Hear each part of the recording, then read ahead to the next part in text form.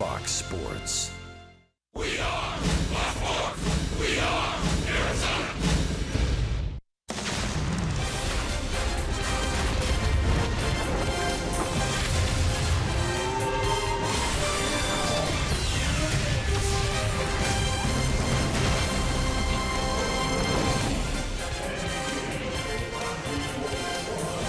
It's clear and cool in San Diego tonight. Microphones are on. We're set to go. The D-backs and the Padres in the second of a three-game series. Last night, the Diamondbacks tied a season high with 11 runs to even their record on this road trip to 4-4 with 2 more to go here at Petco Park. We're set for Diamondbacks baseball on Fox Sports Arizona. And welcome to the broadcast. Steve Berthune, Bob Brenly along the way. It's the Diamondbacks and the Padres. Former D-back Yoeli Chacin gets the baseball for San Diego tonight. It's Zach Greinke for the Diamondbacks. Zach has always pitched well in this ballpark, but Bob, tonight he's just trying to match the pace of his other rotation mates during this winning streak. They're our State Farm winning combo. Well, you go back to Game 3 of that Dodger series. Taijuan Walker gave up only 1 earned run, was outstanding in that game. Then following day, Robbie Ray struck out 10, gave up 2 runs. He was outstanding. And last night, I don't know how you could do more than Shelby Miller did. So the bar's been set pretty high for Zach Greinke here against the Padres tonight. Well, the bar has been very high for Diamondback radio play-by-play since the first day. Tonight, our colleague and our friend Greg Schulte will call his 3,000th Diamondback game on D-backs radio. And we're all blessed to know Greg Schulte. It's one thing to be a radio guy. It's another thing to be the voice of a team. Generations of D-backs fans have grown up listening to Greg Schulte, and hopefully he'll have a great 3,000th here in San Diego tonight. Well, you and I will take a half inning off, and we'll pick up the Governors call in the bottom of the third inning here. The Diamondbacks and the Padres as Greg Schulte calls his 3,000th Diamondback game. We are set for the opening pitch from San Diego. That's coming up on Fox Sports Arizona. Arizona Diamondbacks baseball on Fox Sports Arizona is brought to you by Gila River Casinos. Experience winning like you've never imagined at the Gila River Casinos, Lone Butte, Bequiva, and Wild Horse Pass. By Chaz Roberts Air Conditioning and Plumbing. Choose Chaz. By Oregano's. Step up to the plate for a guaranteed home run at Oregano's, your neighborhood pizza joint. Location statewide. And by CenturyLink, connecting you to the power of the digital world.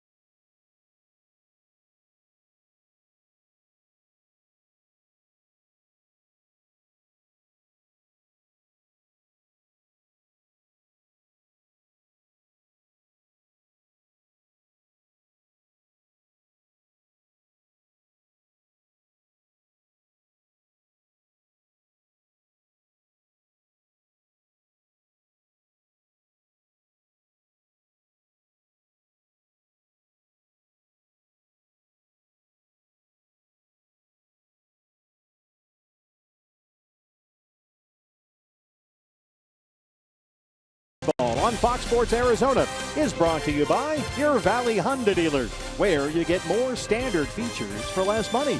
By Jack in the Box and the Jumbo Jack, a home run for your mouth. By Gigablast Internet from Cox. Welcome to the gig life. And by State Farm. State Farm is here to help life go right. Talk to an agent today or call 1-800-STATE-FARM. We're in San Diego. Brandon Drury and the D-backs ready to go against the San Diego Padres. First pitch is next on Fox Sports Arizona.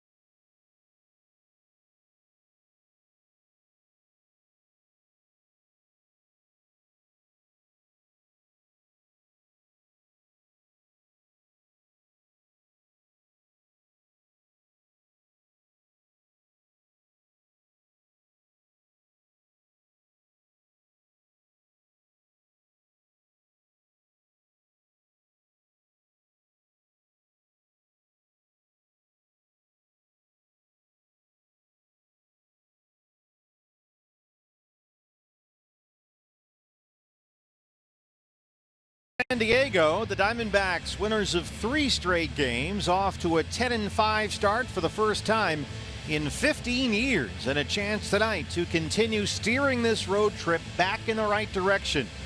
D-backs were 1-4 halfway through this trip, but a win tonight would up the road record to 5-4 with one more to play here tomorrow night. As for tonight, up against the Padres, Yoeli Chacin, your lineup for Torey Lovullo's D-backs. A.J. Pollock will be leading it off out in center field. David Peralta in right. Paul Goldschmidt at first base. Jake Lamb down at third. Brandon Drury at second base. Chris Herman getting a start in left field tonight. Get another left-handed bat in the lineup.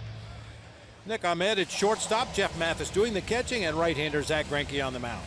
Well, Bob, before we get going, it's time as always for your Valley Honda dealers. Key to the game. Keep the pedal to the metal. We talked about it in the open. The last 3 go rounds for the starters have been really, really good. Just keep going in the right direction.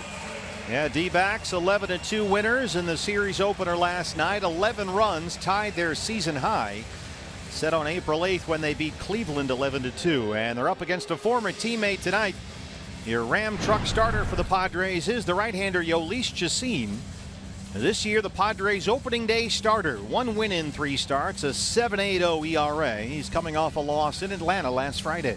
Throw a couple of different fastballs, a 4-seamer and then a 2-seam sinker. Mixes in an occasional curveball. Throws a slider quite often. Has a changeup, but doesn't use it a whole lot. He's been banged around a little bit this year. He's got 1 good outing sandwiched between 2 really bad ones.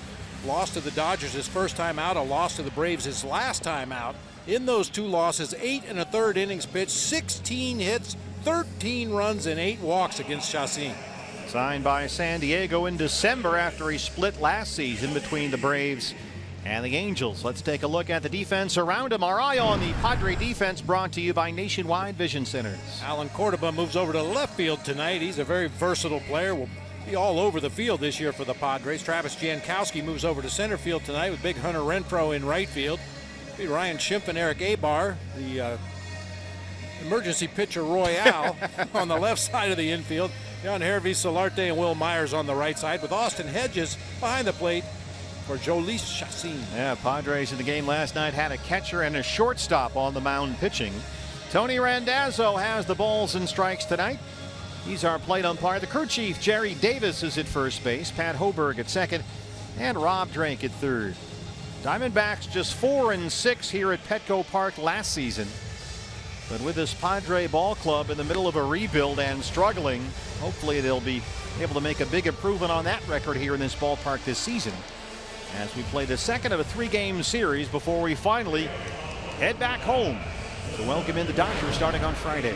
If there's one thing you'd like to see the Diamondbacks get a little better at offensively, it's getting started earlier in the ball game. 10 up, 10 down against Jared Cozart in the ball game last night. An injured Jared Cozart at that. Yeah, went very quietly up until the 4th inning. AJ, 267 and a home run, leads it off.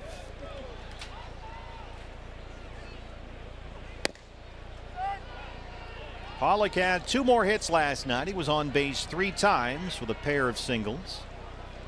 That's after his 4-hit game on Monday in the win at Dodger Stadium.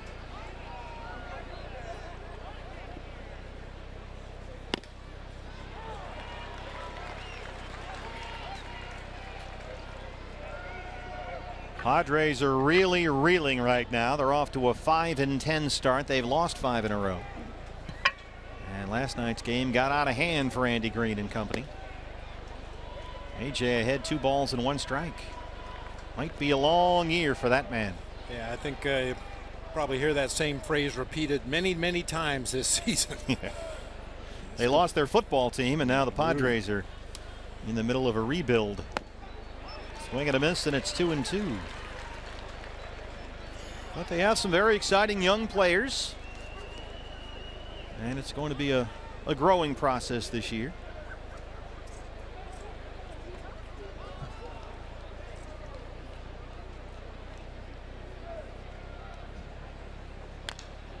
Well, it was just a couple of years ago. I was going to say it seems like it was just a couple of years ago, but it was. They were all in. They spent a ton of money in the offseason. Brought in Matt Kemp and James Shields and Melvin Upton Jr. Kind of caught the entire baseball world by surprise that the Padres were that active and that willing to spend the money, but a couple short years later they're in a rebuilding program. AJ takes the fastball, and he's worked the count full 3-2 to lead it off. Yeah, you can see from the velocity, Chacín is not going to blow anybody away here tonight. Sinking fastball in the high 80s, will touch 90. Occasionally that 4-seamer will creep up into the 90s, but not really a big fastball at this stage of his career. Well, Chacín is capable of putting together a very good start. He was roughed up at Dodger Stadium opening day, gave up 9 earned runs, but he had a nice bounce back here at Petco Park his next time out. 6 2/3 scoreless innings against the Giants, and in that ball game he gave up only 3 hits. But then a loss in Atlanta last Friday.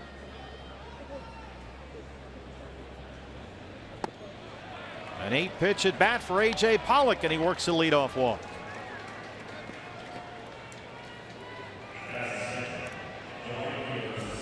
Chacín walked 4 in that start at SunTrust Park last week.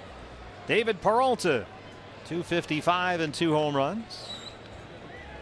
David had a pair of singles and a base on balls last night. He scored a run. AJ had a stolen base in the ball game last night, his 2nd of the year. Padres have the shift on, and there's ball 1.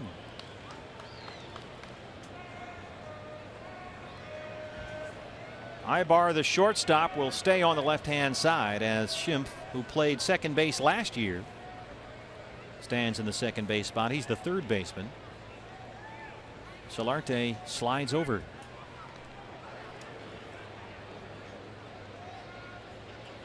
This is kind of an unusual sight. We're used to seeing Paul Goldschmidt try to creep up as close to home plate with his foot anchored against the side wall. He's actually standing right in front of the dugout steps right now. Yeah, you're right. He's way down there. That is odd looking. Flare the other way. Cordoba has the first out.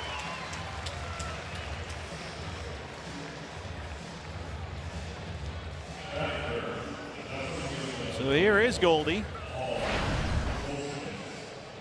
255, 2 home runs. He walked 3 times in last night's ball game, drawing 3 bases on balls for the 2nd consecutive game. And we touched on it after the game last night. Guys are going to have to pick it up. Goldie, we've seen this happen several times throughout his career. The team's just refusing to give him anything to hit. They're going to put it on the guys behind him in the Diamondbacks order to do the damage. And we know Goldie's going to take his walks. If you don't throw him strikes, he's more than willing to go on down to first base and set it up for his teammates. Very important that those teammates behind him continue to swing hot bats. Goldie has walked more than any player in baseball this season, except the Padres' third baseman Ryan Schimpf. They are 1 and 2 in the major leagues in walks.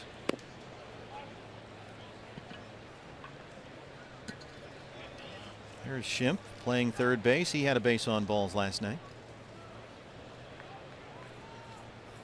Not really fair. Goldie's got a much bigger strike zone than Ryan Schimpf.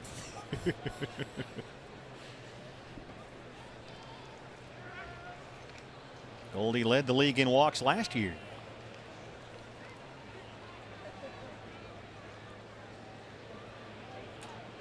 Yoeli Chacin, the one-time Diamondback.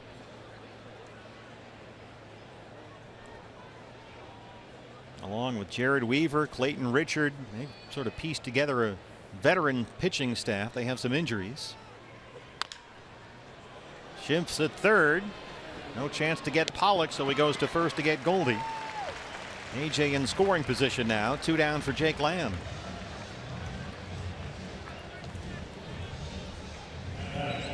Two of Goldie's outs in the ball game last night were rollover grounders to third base. That's a trend we'd like to see stopped.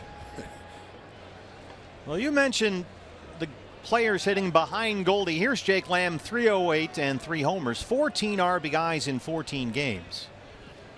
And Jake, for the most part, has been that bat behind Paul Goldschmidt.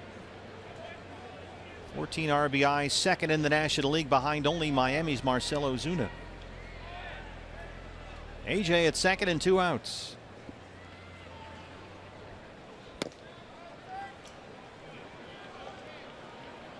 Jake drove in a pair of runs last night, a single and a sacrifice fly. Well, we saw this alignment in the ball game last night with Hunter Renfroe way over in the gap in right center.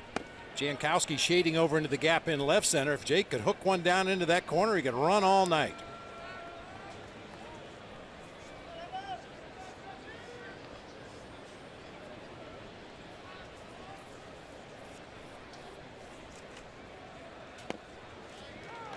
It was Jeremy Hazelbaker in the ball game last night that hooked one down into that right field corner. A pinch hit appearance in the he pinch hit in the 8th, stayed in the game, had another at bat in the 9th. That's when he hit his 2 RBI triple down into the right field corner. Diamondbacks have scored only 1 first-inning run on this road trip. That was in San Francisco last week. There's a strike. 2-2.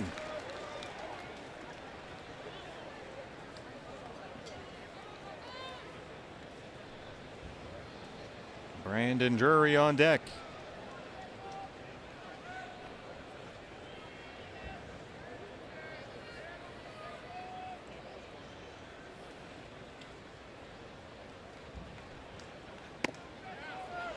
Oh, he wanted that one. Sure did. Full count, 3-2. Had a lot of movement on that sinker. That front door sinker starts it inside off the plate, tries to tail it back to the inside corner, and Chacin thought he got it back to the corner, but not quite. Tony Randazzo behind the plate.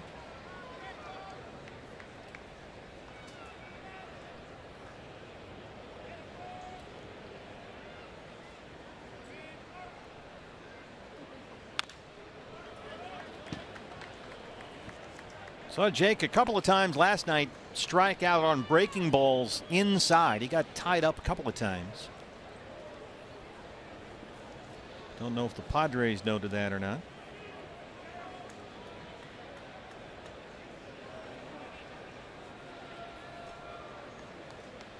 20th pitch of this first inning on the way from Yolis Chacin.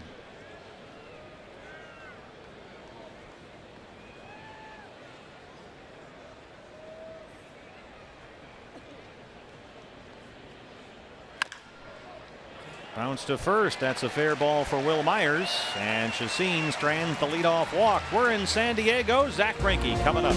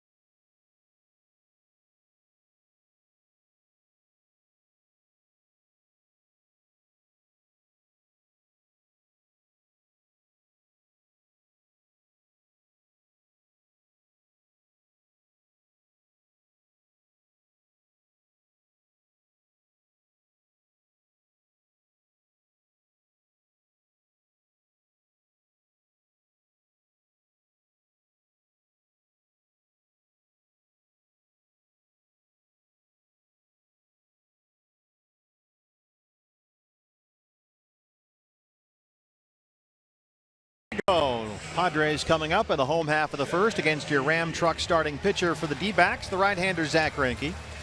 1 win in 3 starts this year, coming off a disappointing outing at Dodger Stadium last Friday when he allowed 5 runs on 10 hits in 5 innings. Yeah, that highly anticipated matchup between his former teammate left-hander Clayton Kershaw was all one-sided. Zach Greinke really struggled against his former team, and Kershaw was on top of his game. The speedy Travis Jankowski, the center fielder tonight, leads it off for the Padres, and there's strike 1. Jankowski hitting .158. A pair of hits last night. He singled, doubled, and scored a run. His first extra base hit this year. Jankowski last night played left field and batted 8th. He's playing center field and leading off tonight. No Manuel Margot. The rookie has the night off. Greinke ahead 0-2.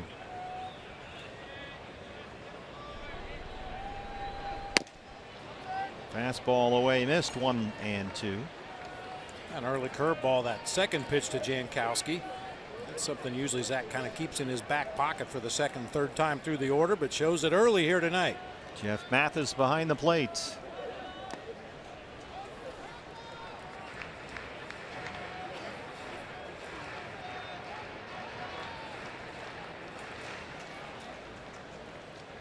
Alan Cordoba, the left fielder, is in the on-deck circle, the Rule 5 pick.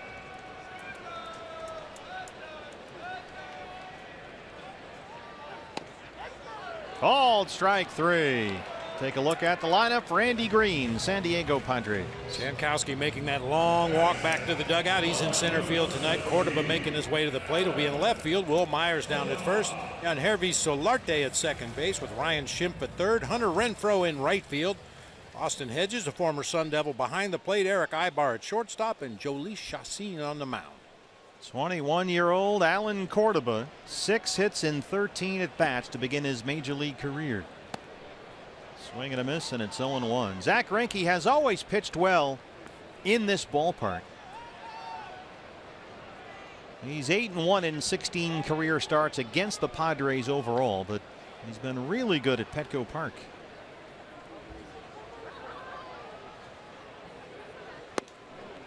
Ahead of Cordoba 0-2. 10 starts in this ballpark. Greinke 4-1 with a 1.90.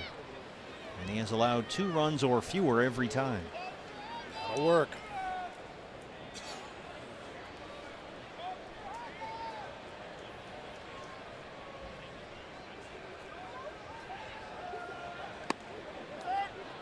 Fastball inside, missed. It's a ball and 2 strikes. Young Alan Cordoba stands about as close to the plate as any right-handed hitter we've seen this year. That back foot, his right foot, is actually on that inside line. He backed off about an inch now. He was on the line on the previous pitch. Well, Zach Greinke opens up with a pair of strikeouts. Let's take a look at the D-backs defensively, brought to you by Nationwide Vision Centers. When in doubt, put a catcher on the field. A.J. Pollock will keep a close eye on Chris Herman, who flanks him in left field tonight. David Peralta in his customary right field position. Lamb and Ahmed on the left side of the infield. Drury and Goldschmidt on the right side, with Jeff Mathis doing the catching tonight for Zach Greinke. The red-hot Will Myers leading the major leagues in hits. He's batting .361 with 3 home runs. Myers drove in the game's first run last night with an RBI single. That extended his hitting streak to 9 games. But he has never had much luck with Zach Greinke. 3 for 23 lifetime. That's a 130 batting average, 6 strikeouts in 23 at bats. Hits this one high in the air, drifting over to right center field as A.J. Pollock. It's carrying on him. Peralta's there now, and David's got it. They'll sort that out later. A scoreless first for Greinke in San Diego.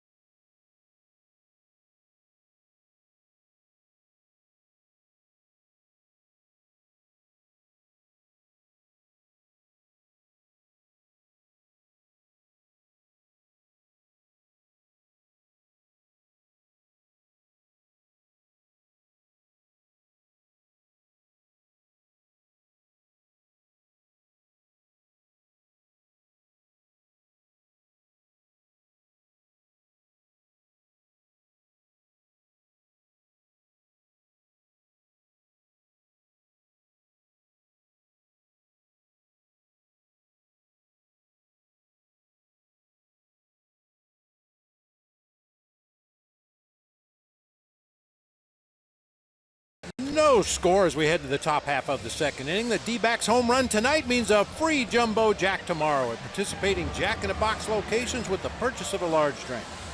Well, Brandon Drury trying to get his bat going on this road trip. He'll lead off the D-back second against Yoeli Chacin. Peralta and Pollock still debating about who had that fly ball. It's a land of confusion, in the words of Phil Collins. There's strike one. At one point, AJ was palms up, which is a universal sign for I don't see it. A real gray sky right now with the clouds rolling through. And I think David Peralta saw that, so he did what he thought he needed to do, get over there and make the play. My center fielder can't see it. And it was drifting over toward right field. Got up in that wind a little bit. It's a very cool night here in San Diego. A little breeze blowing across the outfield from left to right. There's the cloud cover. That's the sky they're looking up into right now. 1-2 on Brandon Drury.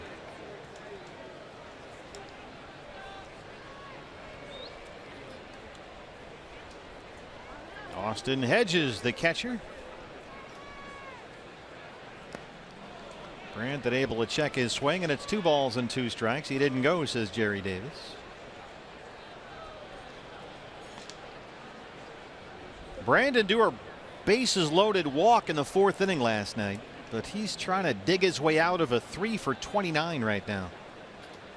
It's been a quiet road trip.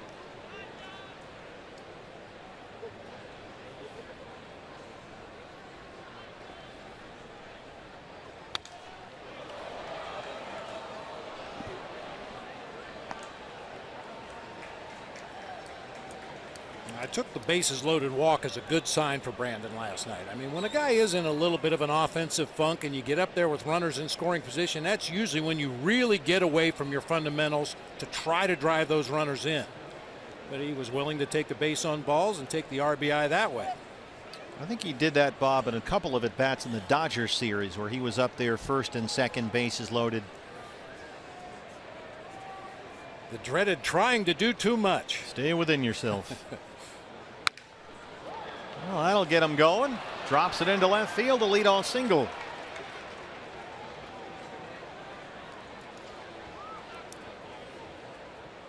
It sounded like he might have been jammed a little bit right there, but strong enough to muscle it out into shallow left field for a leadoff base hit. Yeah, you never know which one's going to get you jump started. Sometimes it's a jam shot that drops in front of an outfielder. Sometimes it's a ground ball that rolls through the infield. Sometimes it's a 500-foot home run. Hopefully that little floater will get Brandon started.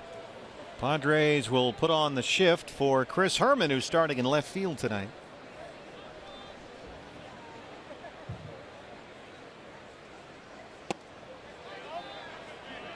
Yes, he went. Rob Drake at third, 0-1. Chris 3 for 17 this year.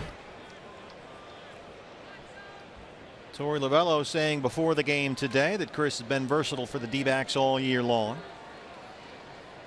So they're utilizing that, getting him a start in left field tonight. No Yasmani Tomas. And Torey was asked a lot about splits, right versus left. Is this an opportunity just to get another left-hand bat in there against Chacin? And he said no, nothing to do with that. Not why Yasmani isn't playing. It's more about just getting Herman some ABs.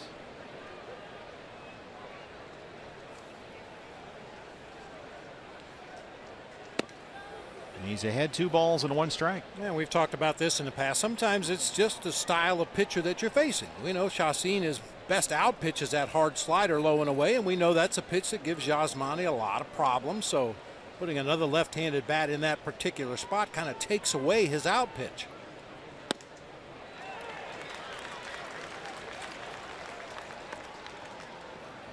Tomas had a big night last night.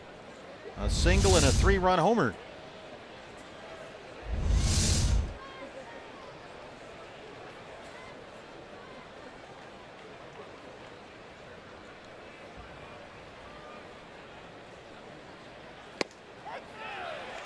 Checks his swing, but looks at strike 3. First strikeout for Yolis Chacin.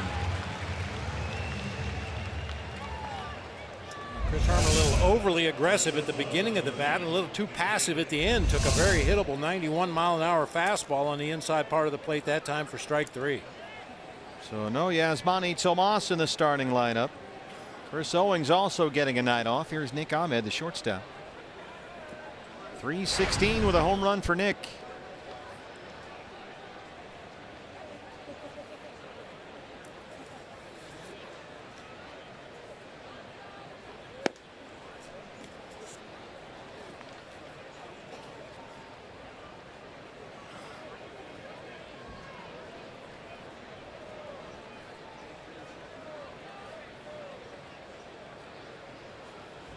We haven't seen Torey Lovullo push a lot of buttons as far as bunts or hitting and running, and some of the guys who are capable of stealing bases have the green light over there at first unless they're told not to run. But this would appear to be a pretty good hit and run situation if you chose to do that. Nick handles the bat pretty well.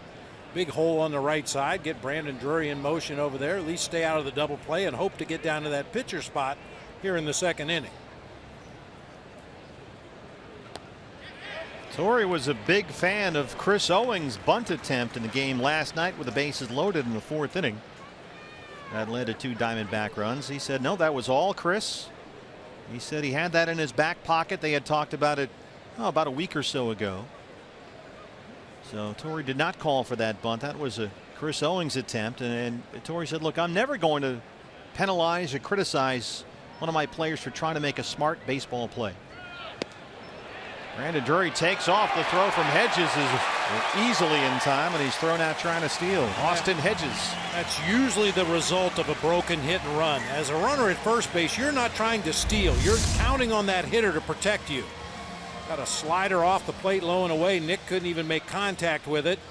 And Brandon's a dead duck at second base because you just don't get as big a jump as if you're trying to straight steal the base. Well, Nick did what he could. That loopy breaking ball well away from the right-hand hitter. So they erase Drury. Now a 1-2 count on Ahmed.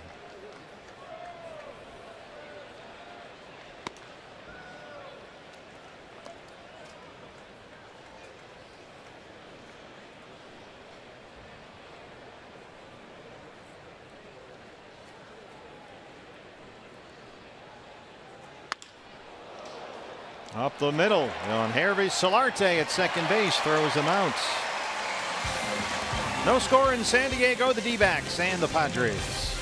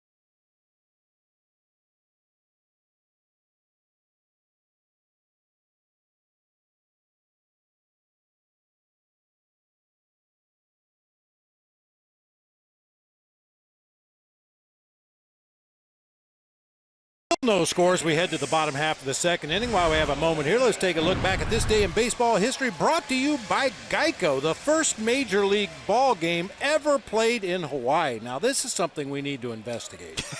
The Padres called it, what did they call it?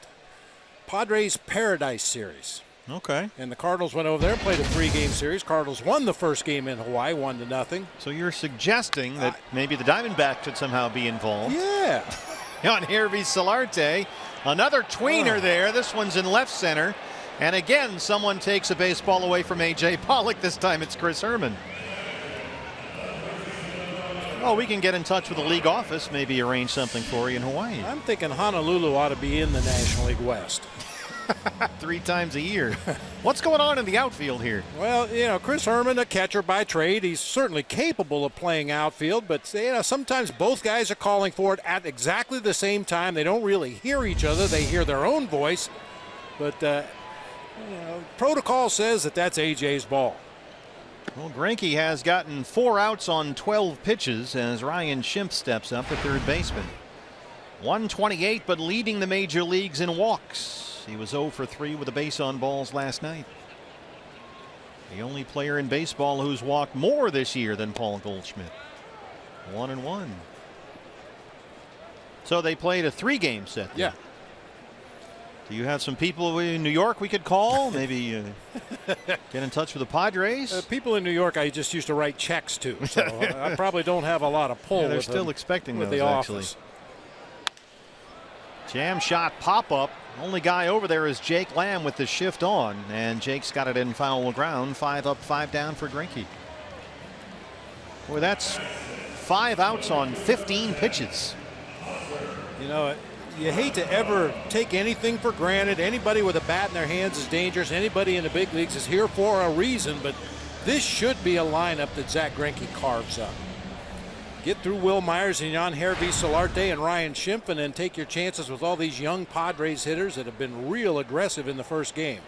2 outs on 4 pitches in this inning. Here's the rookie Hunter Renfroe. 254 and 3 homers for the powerful Renfroe, who had a couple of singles last night.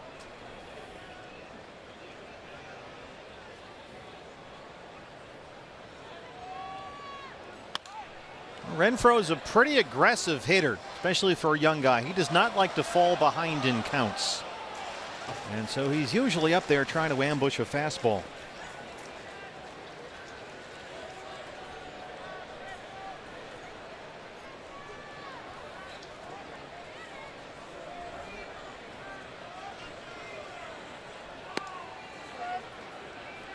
Two balls and 1 strike.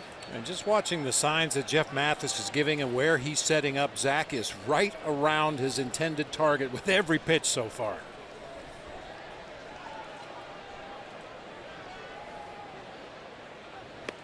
Well, Torey Lovello, after the loss at Dodger Stadium last Friday for Zach, thought that it was really a case of Greinke just mislocating his pitches. His fastball command likely not as good as it had been, certainly in his previous start when he beat the Indians and was terrific.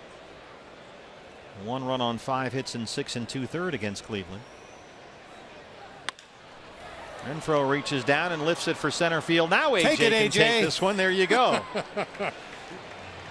6 outs on 20 pitches for Zach Greinke. No score in San Diego.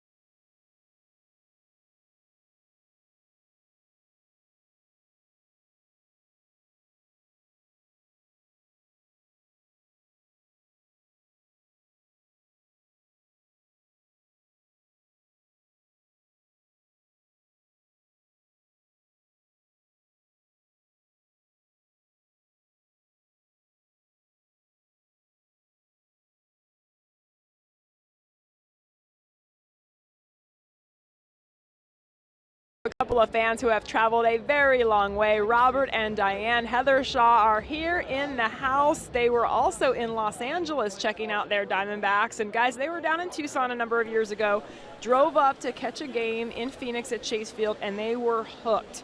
So they became huge D-backs fans. They went to the series in Australia, of course. And guess what, guys? They're going to come back to the States and go to some games at Chase Field later this summer. Well, we're a lot of Diamondback fans in Australia now, Jody, after our trip there a couple of years ago. Did you give them a heads up about the temperature in the middle of summer in Arizona? Well, it's like the Outback. Jeff Mathis flies out to center to start the 3rd. Yeah, you know, that's funny. You play games in Mexico or Australia, or wherever, to open the season, and the idea is you spread your word, you spread your brand to a different country, and I think it really worked. Think globally, act locally. Zach Greinke now. There's always a lot of Diamondbacks fans here in San Diego when we come to town. Even a midweek series like this, I saw a lot of D-backs fans. Greinke drives one to center. Jankowski one more time. 2 outs. 4 in a row set down by Jhoulys Chacín. That'll bring up A.J. Pollock, who led off the ball game with a walk.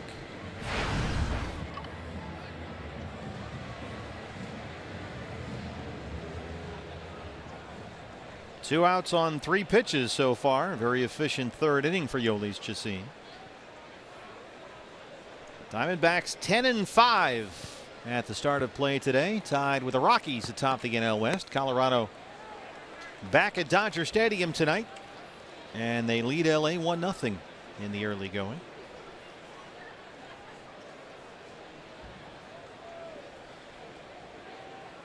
Don't forget, fans, when we come back for the bottom of the third, Bob and I, well, Bob can go get a pizza as A.J. Pollock rolls that one into left center field. The Governor, Greg Schulte, calling his 3,000th Diamondback game on D-backs radio, will pick up his call for the bottom of the third here in San Diego to honor the Governor on game 3,000.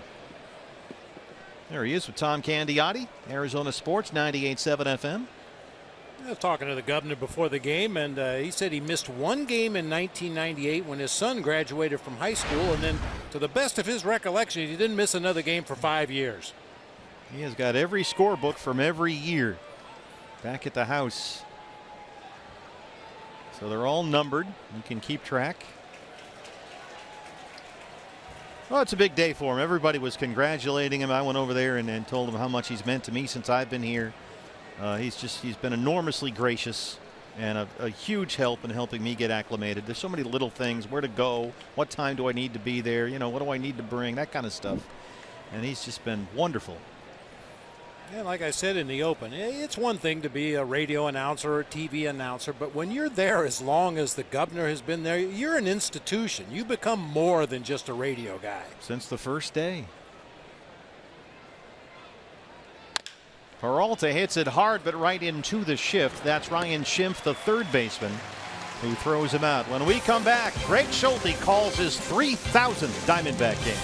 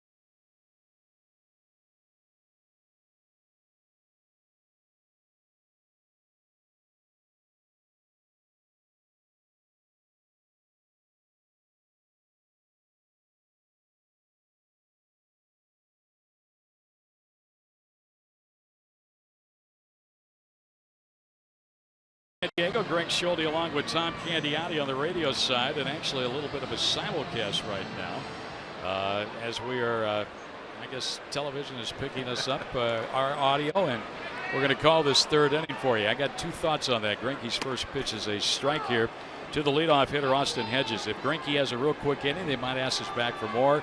if Greinke doesn't have a good inning, we'll never Forget get to about this. it, right? Yeah, we'll never get to do this again. Now, Zach has breezed through the front 2 innings of this ball game with 2 strikeouts. The next pitch to Hedges, and that's outside 1-1. And I would like to acknowledge on the TV side a heartfelt thank you for all the kind words today, emails and texts on number 3000.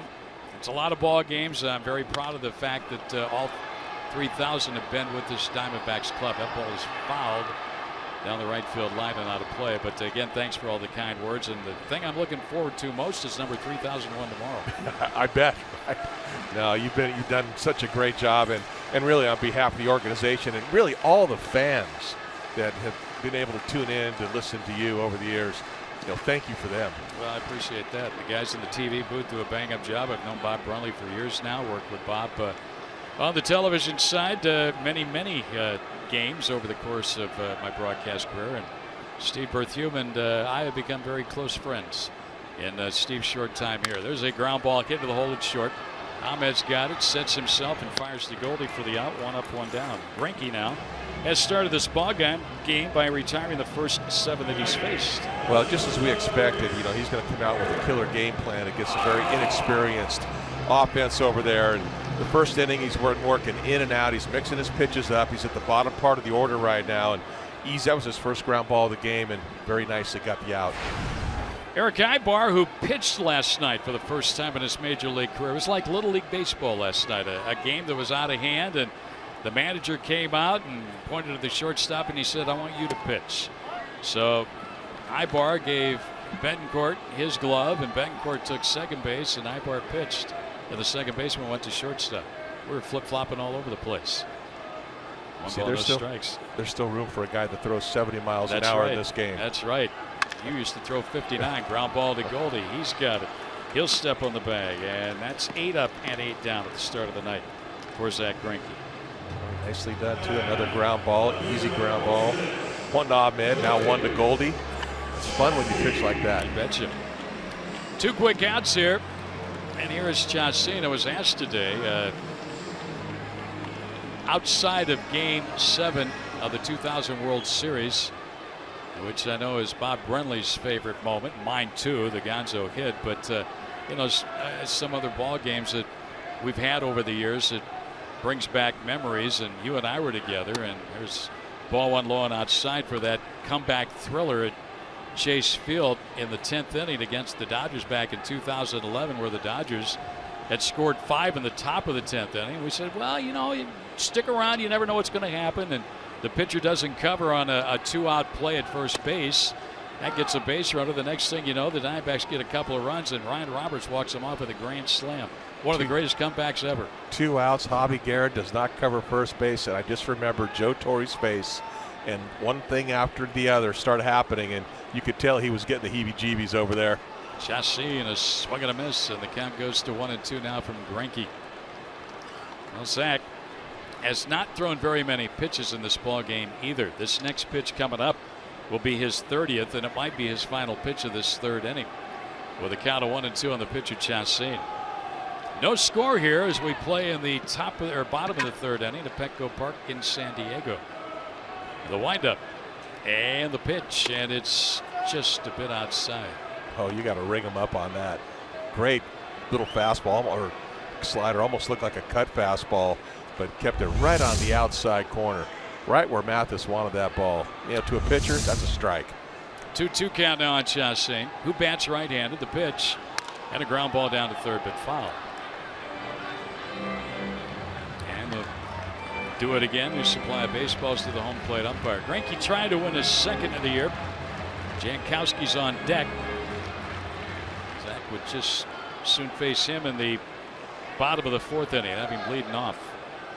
Trying to go 9 up, 9 down here at the outset of this ball game. Into the windup and the 2-2 pitch, and it's low. Ball 3-3-2, and Greinke was upset with himself there. So he's running full on the pitcher. That was kind of a breakdown of mechanics there. It looked like he tried to overthrow that fastball and just spiked it. Chacin does have 2 hits this year, 2 for 5 and a run batted in.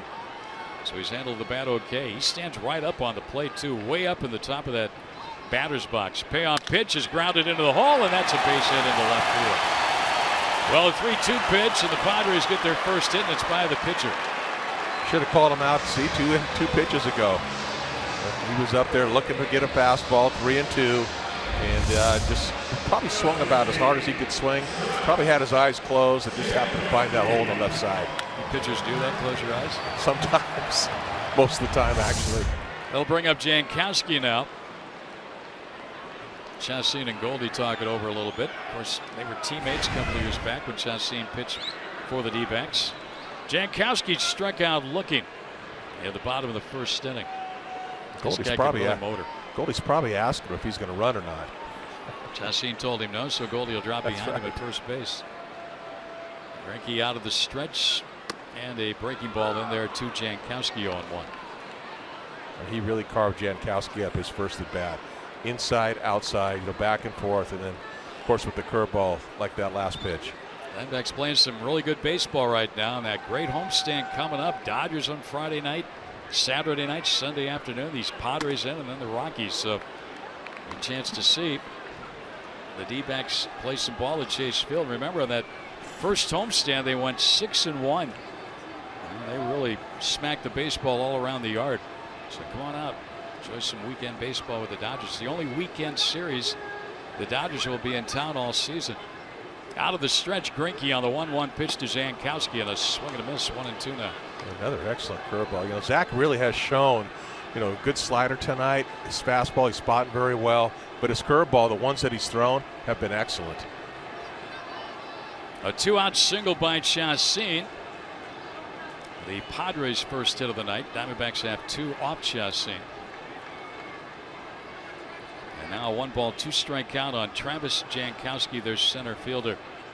The pitch to him is swung on and missed. He struck him out. That'll end the inning. No runs, 1 hit, 1 left. We played 3 here at Petco in San Diego. The Diamondbacks and the San Diego Padres, no score.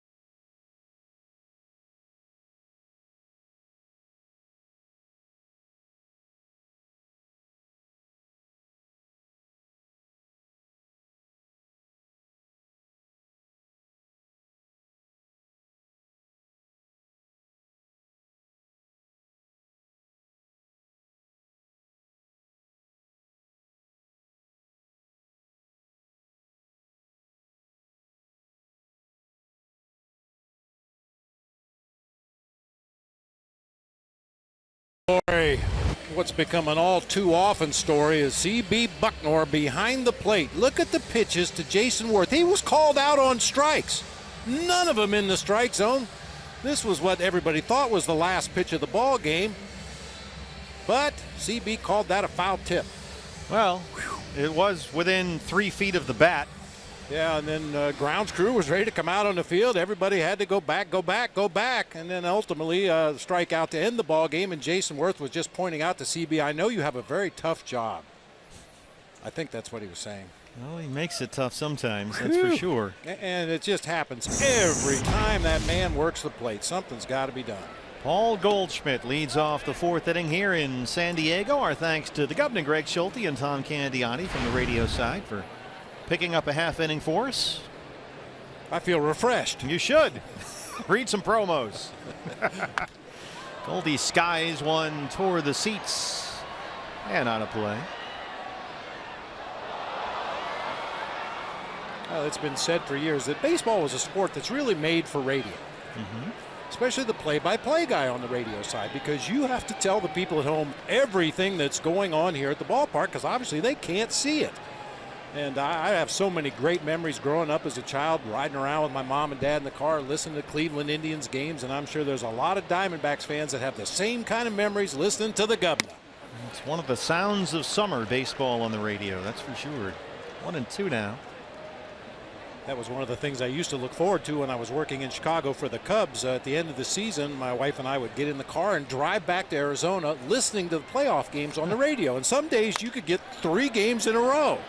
Ryan Schimpf at third. Well, depending on how the schedule worked out, it would cover our entire day's drive listening to ball games on the radio.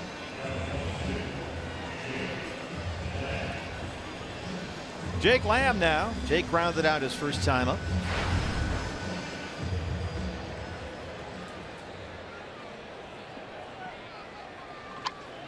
Of course, Joan was really excited about getting in a car and driving for 10 or 12 hours a day. And listening to ball listening games. to baseball. Because she doesn't get enough of that. Padres have the shift on for Lamb, who takes strike one.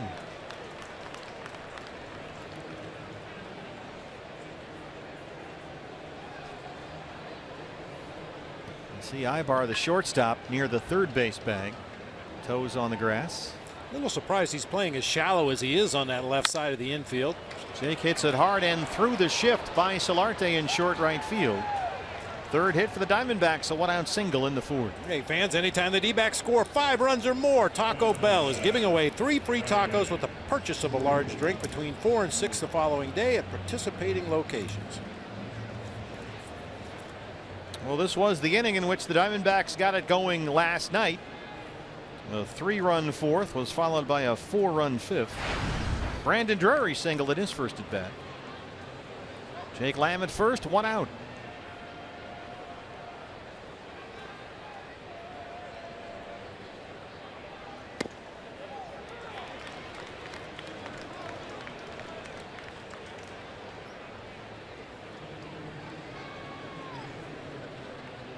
Like Brandon Drury, a little upset with himself for taking that pitch, but I don't really have a problem with him taking that particular strike. That's not a pitch you can do a whole lot with. Sinking fastball out there on the outside corner at the knees.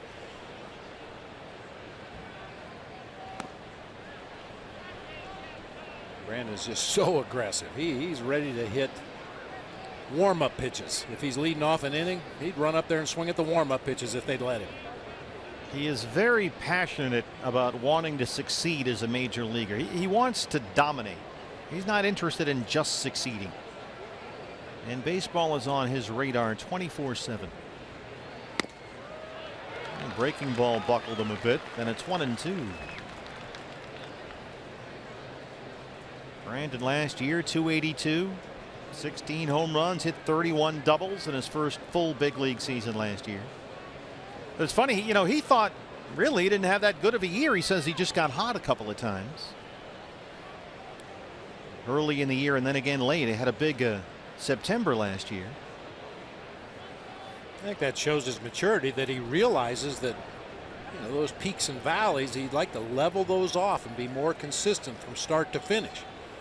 Always a tough thing for a hitter to do over the course of a long season, but Brandon wants to be that guy that you can count on every day. Well, you feel pretty good about his chances. Waves at that one and strikes out. Second strikeout for Yolis Chacin. 2 outs in the fourth.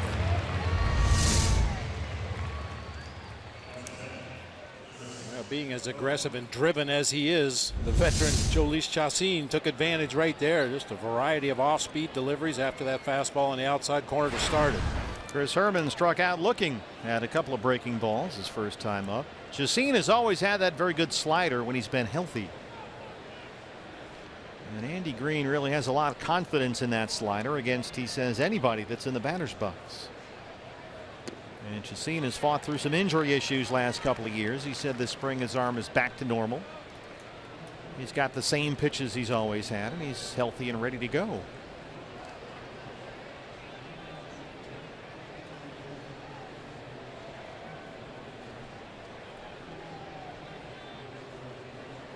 Shift is on for the Herminator, who drives it the other way. Jankowski's there, though. And they strand the one-out single. Bottom four coming up in San Diego. No score. The D-backs and the Padres.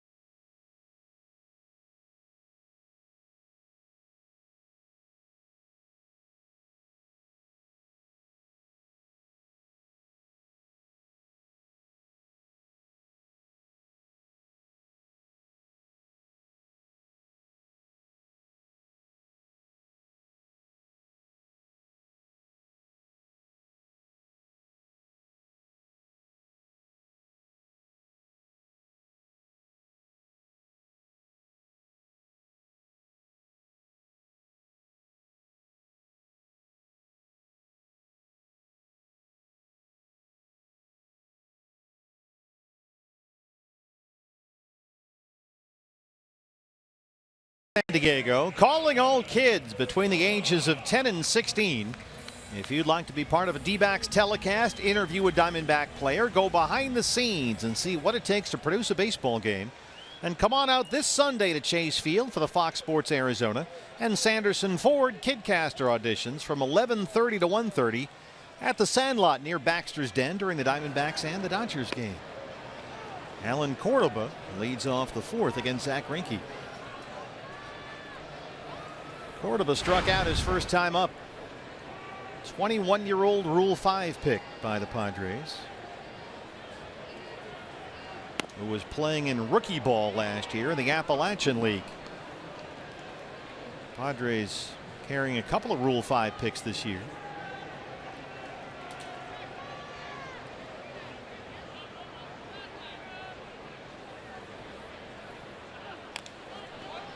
Somehow we got a piece of that one.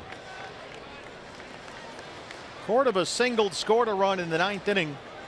Last night he sits safely now in 4 straight games. Andy Green has become a big fan of this young man. Just can't say enough good things about Alan Cordoba.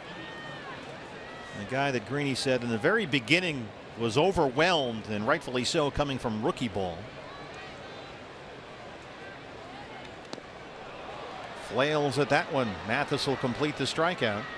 That's 4 for Greinke, 1 down in the 4th. Well, the Diamondbacks fans will remember when Oscar Hernandez was a Rule 5 pick for the D-backs and basically sat around and watched baseball all summer, and those rare opportunities he got, he looked like a deer in the headlights, which is to be expected for a young player. But with more experience up here at this level and seeing major league pitching on a regular basis, Cordoba might develop a lot quicker than they anticipate. Yeah, there's a skill set there that they really like. Will Myers flying out to end the first, his first time up. The major leagues hits leader A.J. Pollock won't get there. Myers is aboard. He'll settle for a long single. He's now hit safely in 10 straight.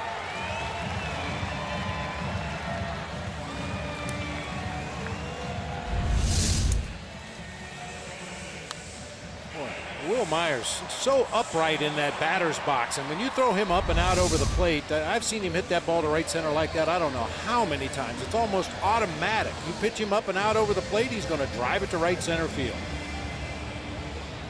He's 26 years old and becoming one of the best hitters in this division, certainly, if not the National League. On Hervé Solarte, 0 for 1.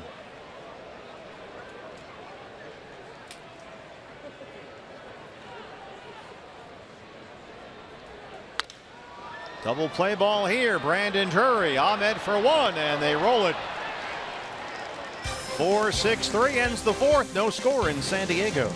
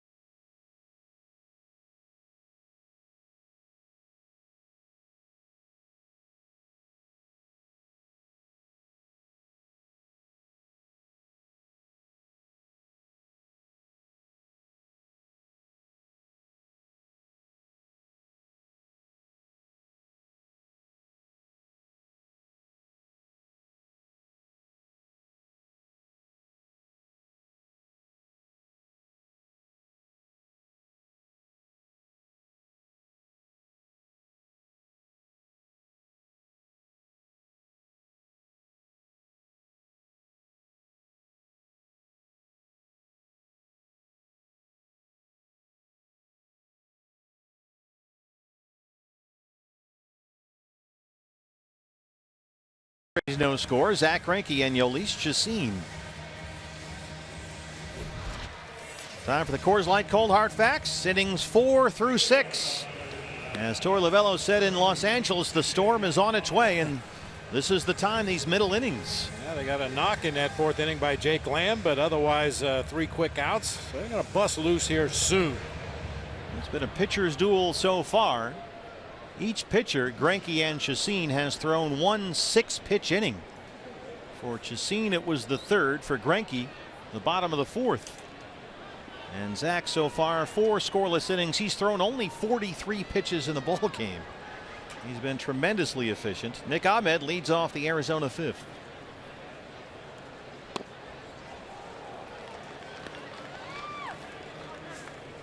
Nick rounded out his first time up.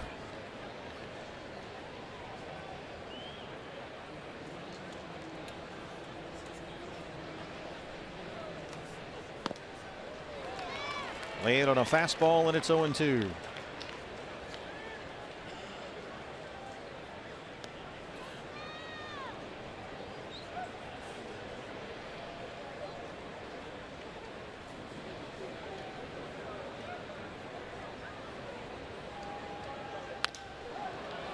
Very high in the air, short left field. Cordoba coming in. And that's the first out in the 5th inning. I don't want to brag, but I'm up to 6 on Beat the Streak. You're only 1 behind. Oh, no. I made a very bad strategic error today. I picked Mookie Betts. And in looking for my second player to double down, I kind of like Xander Bogaerts, so I texted my advanced scout, who's up in Toronto right now, and asked him if he liked Bogaerts against Francisco Liriano. Oh, yeah, X is swinging the bat well. So I had every intention of taking Bogaerts as my double down, and I didn't get it in time. Of course, he got a hit. Well, the whole crew is hot. Brad the Big Dog Weimer and Brian Nomas, our producer and director, also at 6. But you're 1 ahead of the field right now. 0-2 on Mathis. So the pressure's on. You're leading.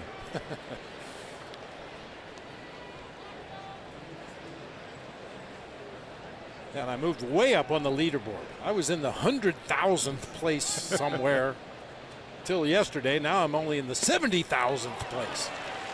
Slow breaking ball, and Mathis strikes out. 3rd strikeout for Yolis Chacin. 2 down.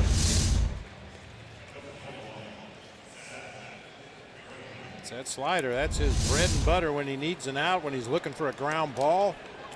I think that's the pitch he has the most confidence that he can either throw for a strike or lead a hitter out of a strike zone with that slider. Chacin at 60 pitches, 42 strikes. Diamondbacks with 3 hits, Singles by Drury, Pollock, and Lamb. All in different innings. There's strike one to Zach Greinke, who flied out his first time up. A pitcher's duel at Petco. Padres have only 2 hits against Greinke. Chacin, a 2-out single in the 3rd. And Myers, that 1-out single in the 4th. 0-2 on Zach.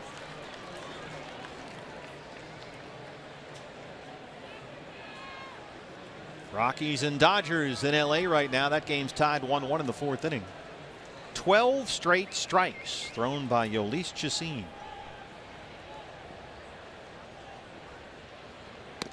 Make it 13. He's got 4 strikeouts. He set down 5 in a row. No score at Petco Park.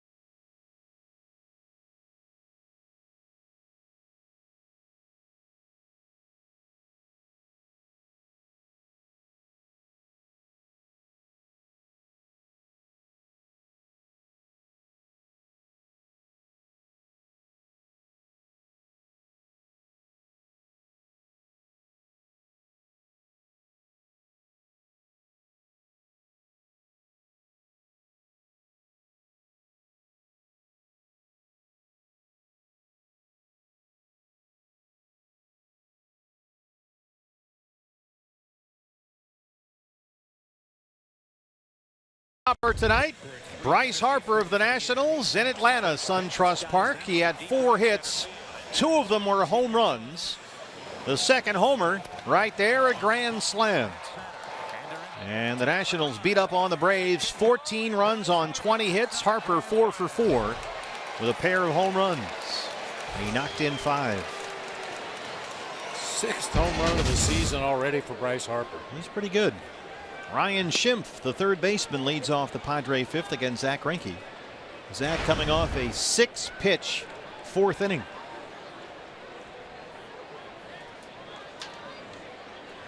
Here's the defensive alignment against Ryan Schimpf.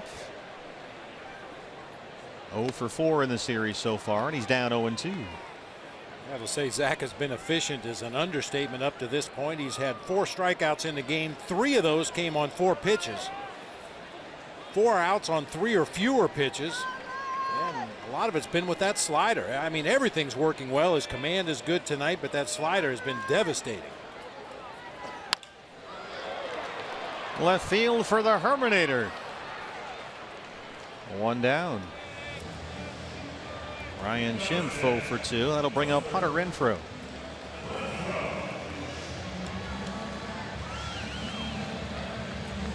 One thing that was the same in both Greinke's games in which he didn't win this year, the opener against the Giants and the loss in LA last week.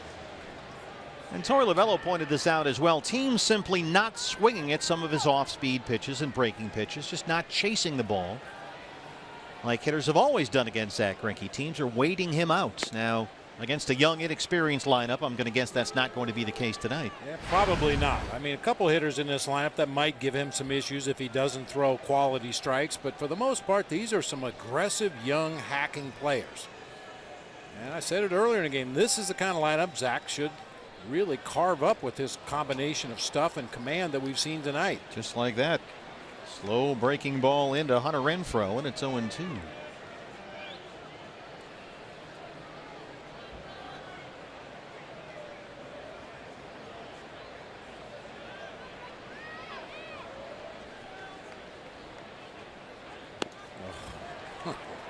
5 strikeouts for Greinke, 2 down in the 5th. It's almost not fair. Hey fans, the day after every D-backs win, get 50% off all pizzas at regular menu price using promo code DBACKS50 at papajohns.com.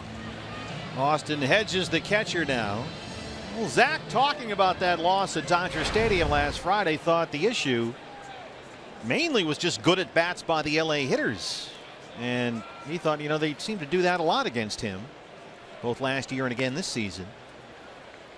He doesn't think he's been off that much, but the Dodgers at bats last week he thought were just super quality at bats. And we will not see that from the Padre hitters tonight. Dodgers being an older, smarter team, they've seen a lot of good junk pitches. And a lot of them played behind Zach Greinke for the last few years, so they were certainly aware of what he likes to do out there on the mound. And a big part of that is getting hitters to chase his pitch. He relies on that at this point in his career. That he was saying, you know, he just wasn't able to trick the Dodger hitters as much as some other teams. Even their young guys, you know, like Corey Seager, who's a very advanced hitter, had really good at bats against him.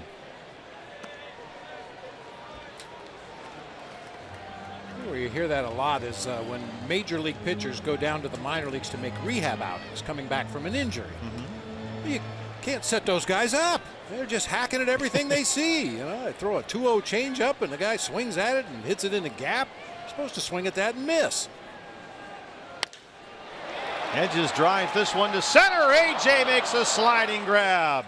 AJ Pollock in center, and Greinke has worked 5 scoreless in San Diego, giving up only 2 hits. Pollock in center, no score. D-backs and Padres.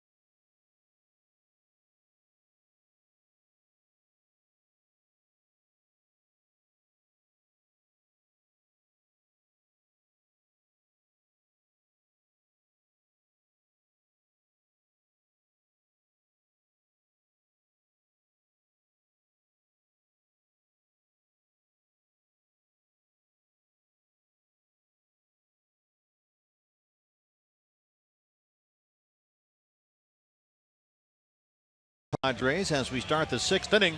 The series and road trip finale here tomorrow night. What's next brought to you by CenturyLink. A couple of lefties, Patrick Corbin against San Diego's Clayton Richard. Now Richard can be tough. He tossed 8 scoreless innings at Dodger Stadium in his first start this year. Gave up only 5 hits, but he's 1-2. So a matchup of lefties tomorrow night to wrap up this long 10-game road trip. Elise Jacine facing AJ Pollock as AJ leads off the 6th. Jacine has been throwing nearly nothing but strikes as of late.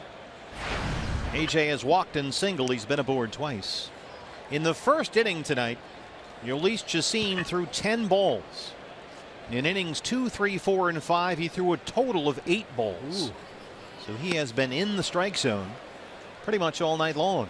And the Diamondbacks have only 3 hits, all singles. Of course, as soon as we say that, he's behind on Pollock 2-0. Put the whammy right on him. Sure did. If only it were that easy. There's a strike, and it's 2-1.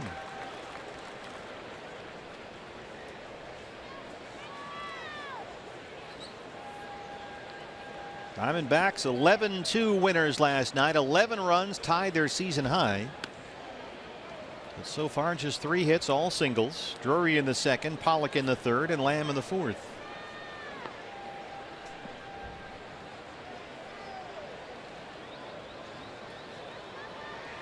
Three balls and 1 strike to A.J. Pollock. Roll to second for Yangervis Solarte. 1 down. That's 6 in a row set down by Chacin. We mentioned this Padres rebuilding program here, and it has to be somewhat reassuring for Andy Green to have a guy like Chacin in the rotation, and Clayton Richard, and Jared Weaver, some veteran guys that you really don't have to worry about their preparation or their ability to go out there and compete. They've done it. They've been there before. He's got plenty of other things to worry about this year with a lot of the young players on this roster, but I'm sure it really helps Andy Green to have those veterans in his rotation. David Peralta 0 for 2. Well, Chacin is now 29, parts of 8 seasons in the big leagues, mostly with the Rockies. And he was on the open market this winter. Padres told him, you know, look, you're going to get a good opportunity here to be in our rotation. Good opportunity to be one of the veteran guys and help the young guys, something San Diego has really emphasized with such a young ball club. He was just looking for a home. And if you're a veteran pitcher that's looking to extend your career, get a few more paydays, this is a pretty good place to pitch. Oh, yeah. Thick, heavy marine air, big outfield. Yeah, even now it's a kind of a chilly night here. Chacin was once the opening day starter for Colorado. Battled shoulder problems throughout his career there with the Rockies. Rotator cuff and labrum issues. Yeah, the Padres have put together really the biggest potluck rotation in the major leagues this year. Anyone may show up for this club over the course of the year and start a game. But Andy Green took the time this spring to say, look, Clayton Richard, Yolis Chacin, they're the only guys that were signed to pitch in the rotation this year. Everybody beyond them, it's open season, community auditions. Come on down. Rolled away from the shift, but right to Ibar, who bobbles it, recovers, and throws him out. Eric Ibar at shortstop, 2 down. We got a very fortuitous bounce right there. That ball kind of climbed up the heel of his glove, but popped right up next to his throwing hand. Torey Lovello saying, hold on, they're having a look. I'll tell you, Will Myers, and I know he's not a natural first baseman. He's still learning the position, but he doesn't really stretch out there for throws very much. He was standing pretty much upright on the bag right there. Could have made it a much easier call. He came up in the Royals organization as a catcher, Will Myers. At one point here, they thought he'd be their center fielder. And then last year he was moved over to first base. Here's Goldie, who's 0 for 2.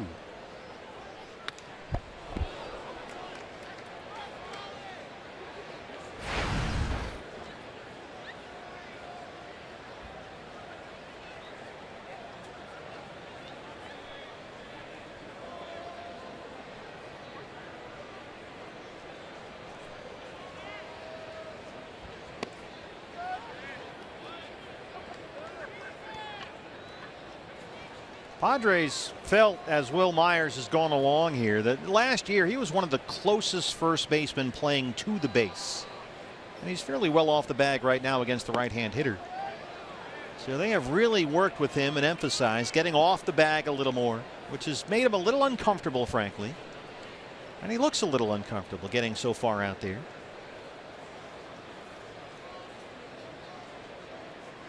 But he said, you know, there's a nerve factor there, Bob, so it actually makes him a little more ready for the ball. But he is on edge being so far off the bag, he says. Well, as a guy that played a little bit of first base, I know that feeling. You look into the bench and they keep moving you farther and farther off that first base line. I kept looking at the base thinking, I don't know if I can get there before the throw comes across the diamond. But with more playing time and more experience, you kind of get a little bit more comfortable with the idea of playing that far away from the base and still being able to get there to make the play. Well, it's funny because the position was new for him, so he developed this habit of rushing right back to the bag immediately after the ball was hit to try and receive the throw. And they thought that was a little bit counterproductive as well. Because Myers was thinking, you know, I got to get there, but he wasn't necessarily reacting to the ball first. And he would create problems for himself sometimes. Goldie flails at the 3-2 pitch, and Yolis Chacin has worked 6 scoreless. He's retired 8 straight.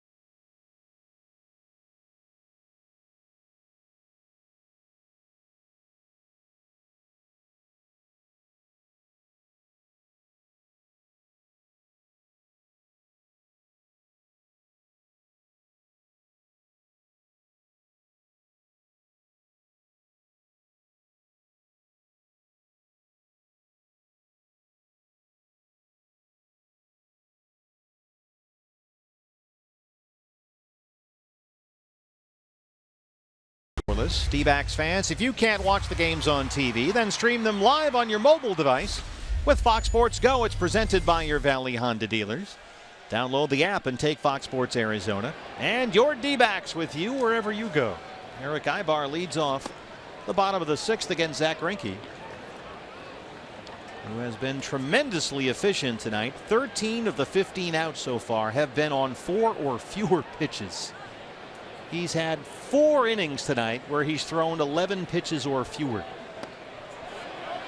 How about an 11-pitch first, a 9-pitch second, a 6-pitch fourth, coming off a 10-pitch fifth? As his A slider working tonight, 6 of the 15 outs he's recorded have come on that slider. Ibar's a guy that's always actually hit Greinke pretty well. He's just about a .370 career hitter against Zach Greinke. Swing and a miss. Don't think for a moment that Zach is not aware of those numbers. Oh yeah, that's his 6th strikeout. Bounces that slider in the dirt, still gets the swing from Ibar. Well, the Padres have only 2 hits against Greinke, both singles, one of them by the pitcher Yolis Chacin. The 3-2 pitch into left field for a base hit in the 3rd.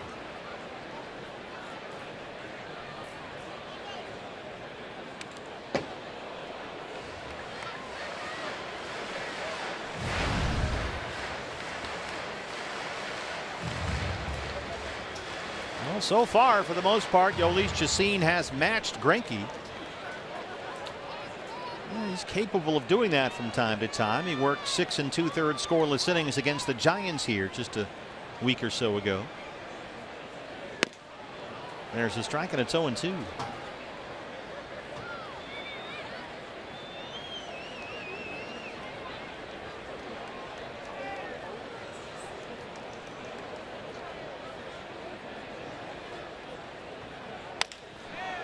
Bounces one in the hole. Jake Lamb in front of Nick Ahmed, and he boots it.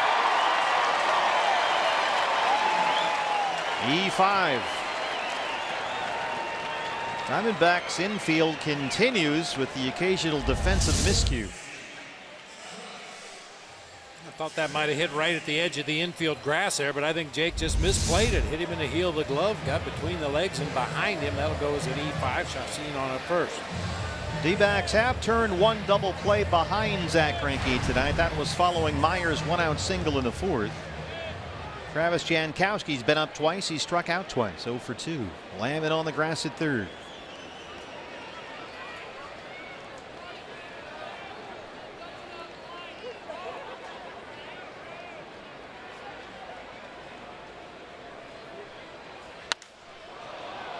In the air, shallow left. Ahmed drifting out there. 2 outs.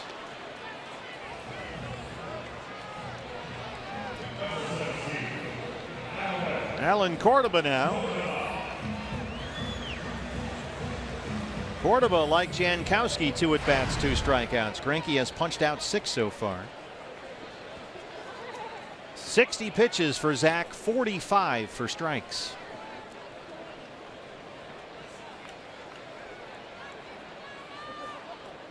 Saw Shelby Miller pitch into the 8th inning here last night.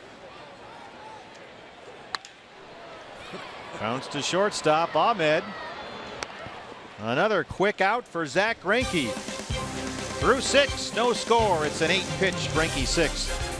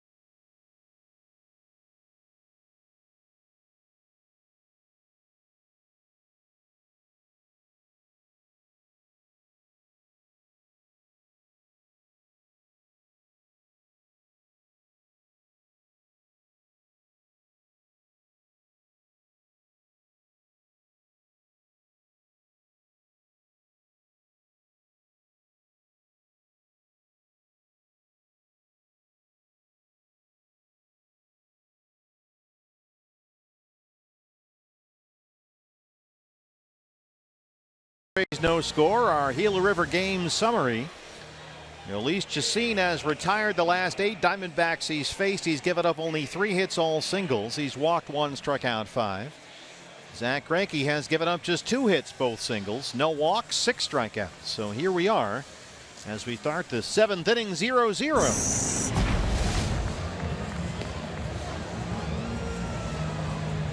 Jake Lamb, Brandon Drury, Chris Herman due up for the Diamondbacks. 4, 5, and 6 in the 7th inning against Elise Chacin.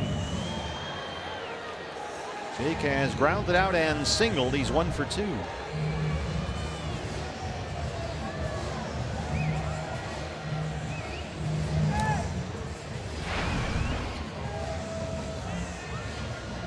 Jake's had a really good road trip. He came into tonight hitting .375 on the road trip.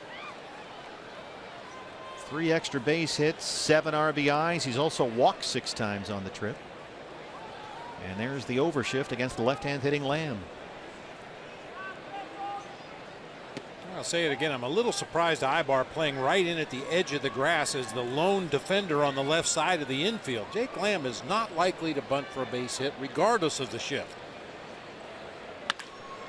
Hits it hard, but right into the shift. Solarte with a tricky play in the outfield grass. 4-3 on the putout, 9 straight set down by Chacin.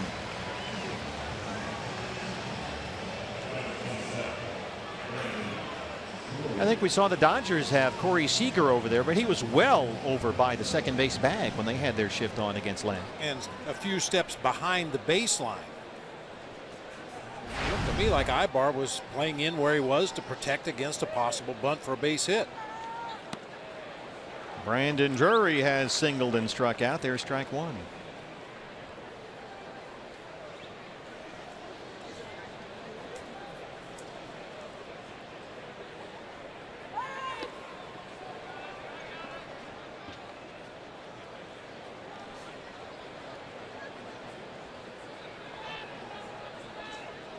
Elise Chacin pitched 5 games with the D-backs in the 2015 season and Pitched pretty well, made 4 starts, went 2-1 with a 3.38 ERA. Andy Green was on the Diamondbacks coaching staff that year. He really loved the way Chacín was wired, the way he competed. Very, very professional, he said. Now they're together again in San Diego.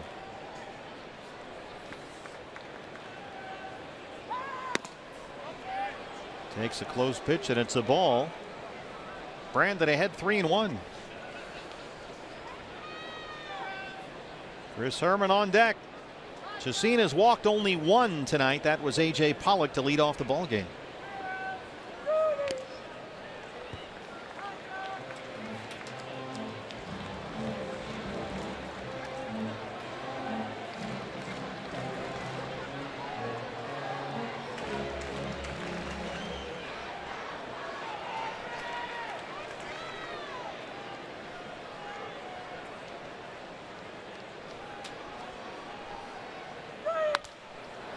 Popped up, foul ground near the Padre dugout. Will Myers calling for it. Ooh. Almost. Oh. Bit of a snow cone there. A lot of white showing that time.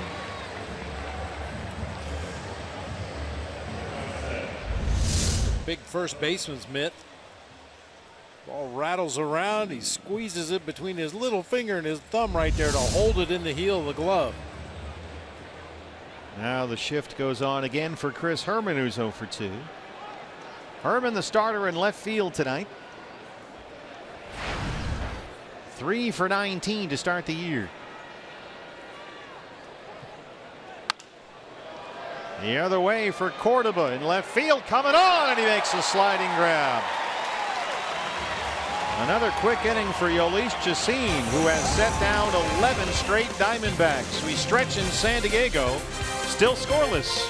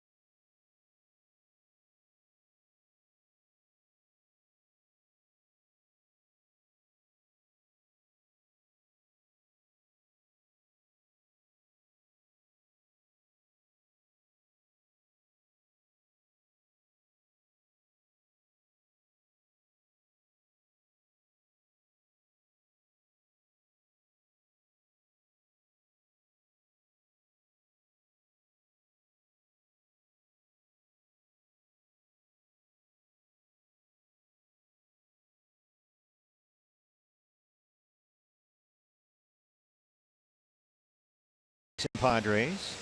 A fan Saturday, Fox Sports Arizona is taking over the D-backs ticket office during the game against the Dodgers. A one-night only ticket offer that will have an experience of a lifetime attached to it for a few lucky ticket buyers. So make sure you watch the game this Saturday starting at 4:30. Fox Sports Arizona takes over the D-backs ticket office. A once-in-a-lifetime experience attached to a few lucky ticket buyers during that broadcast. Will Myers leads off the 7th against Zach Greinke. Myers has one of just 2 hits for the Padres, a single in the 4th. The other one, a Jhoulys Chacín single in the 3rd. Over the mound, Nick Ahmed will charge. Got him. 1 down to start the 7th. Myers 1 for 3. Well, this is the game we thought we would have, perhaps. Friday at Dodger Stadium, Greinke Kershaw. Instead, it's been Greinke Chacin. That's why we show up every day. You never know when you're going to see an outstanding pitching matchup like tonight. Both guys have been absolutely on top of their game. Just 5 hits combined between the two teams so far. Yangervis Solarte 0 for 2. I mentioned Tony Gwynn had a great shot at the statue. Tony Gwynn Jr. doing some radio for the Padres tonight with Jesse Agler right next door to us. It's always good to see a Gwynn at the ballpark. Should always be one here, certainly in San Diego.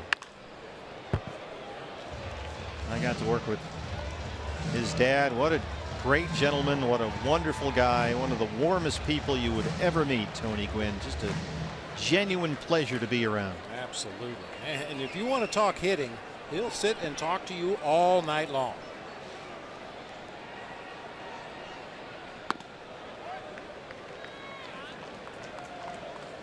Tony Gwynn is everywhere, justifiably so here in San Diego.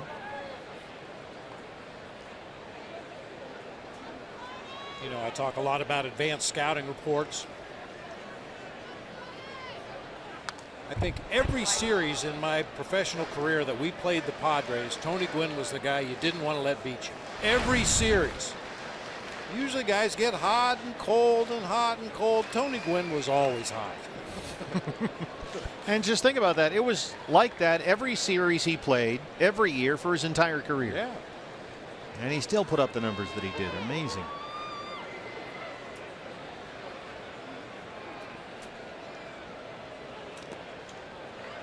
Greinke's working hard here against Solarte. Full count 3-2. Zach has yet to walk a batter tonight. He struck out 6. I think back to the beginning of Tony Gwynn's career, he was a little like Goldie in that they said, oh, he's a good offensive player, but he's a horrible defensive outfielder. And Tony Gwynn worked extremely hard to make himself a better than average outfielder.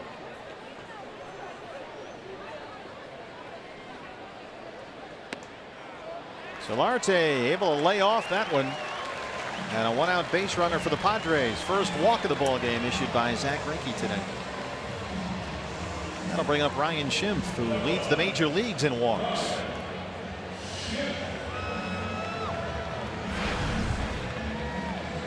Ryan Schimpf, despite all the walks and the on-base percentage, which is over .350 this year, has just not hit yet.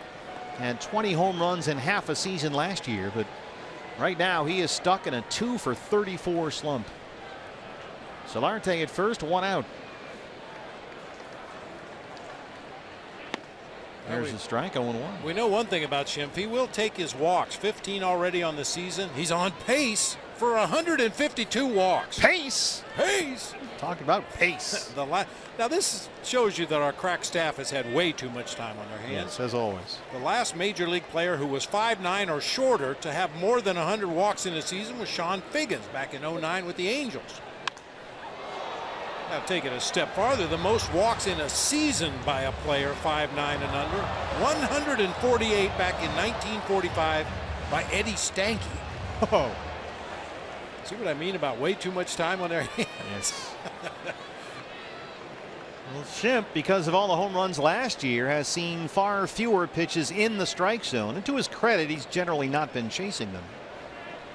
But he admits he'd like to be squaring up a few more balls. The feet of Yangervis Solarte at first. Here's the 0-2 to Schimpf. Just upstairs. Mathis thought about a throw down there.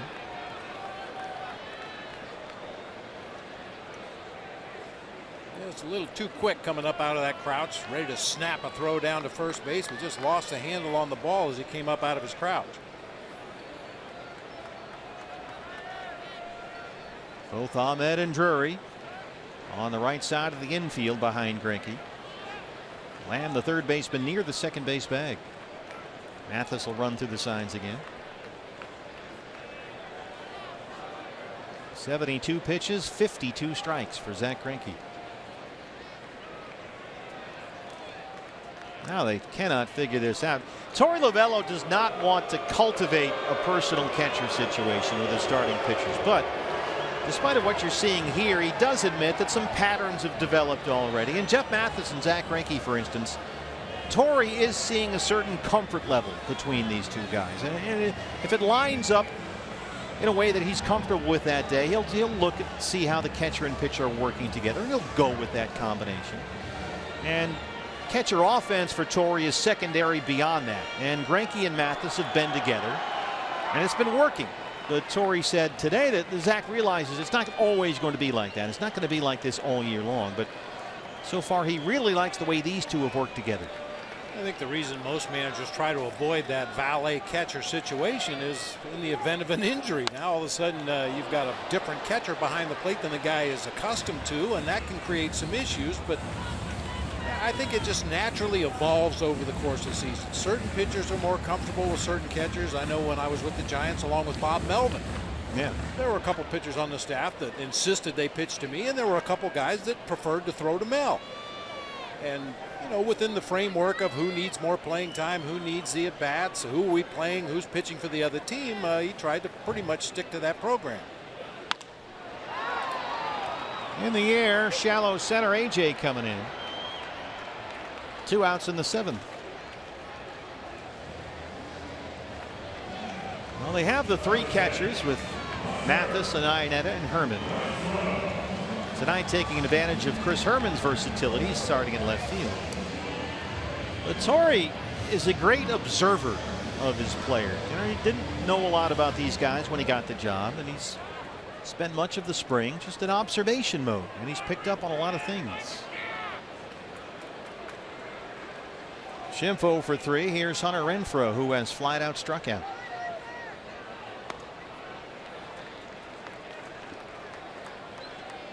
What did Schill and RJ like to do? Do they care? Do they go to you and say, hey, I like this guy, that guy? Well, with RJ, it was kind of like his most recent masterpiece, and who was behind the plate for that game. I like that guy. But there were a lot of those guys then. Nick Ahmed is there. Well, we're through 7. No score in San Diego.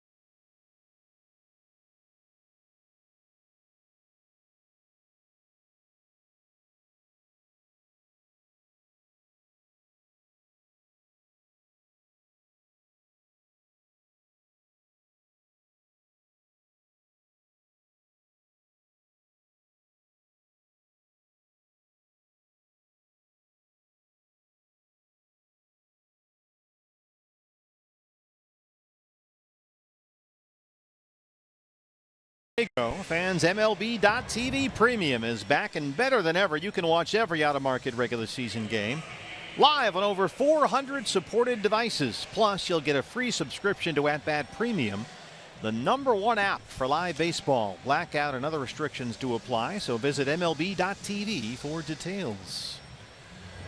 Trying to get something going against Yolis Chacin, who has set down now 11 straight Diamondbacks. Nick Ahmed leads off the 8th.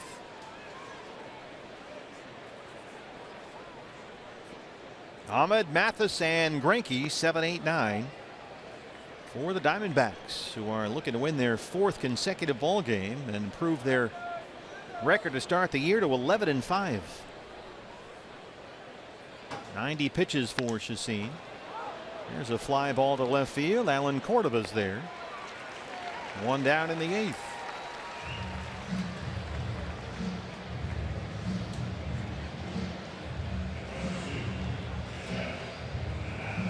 Jeff Mathis 0 for 2.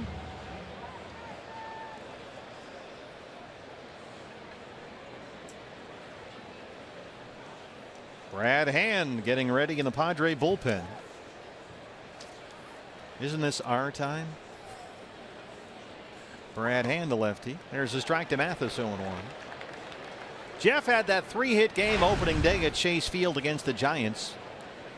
Since then, he's 2 for 26 at the plate. 167 on the year.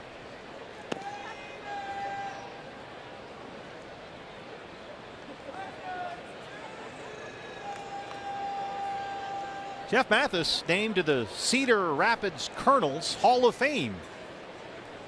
Now, I believe, if I'm not mistaken, I know my Cedar Rapids history. Weren't you also a Cedar Rapids Hall of Famer? The same year, Jeff Mathis and myself and Dave Miley, the former manager of the Cincinnati Reds, were all inducted into the Colonels Hall of Fame back in 2011. That's Colonels, K-E-R-N-A-L-S.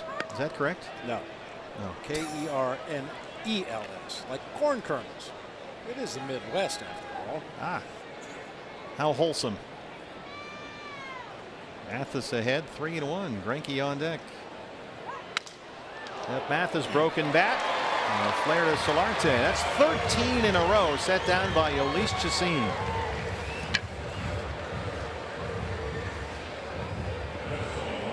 Now, what do you have to do to get named to the Cedar Rapids Hall of Fame? Show up?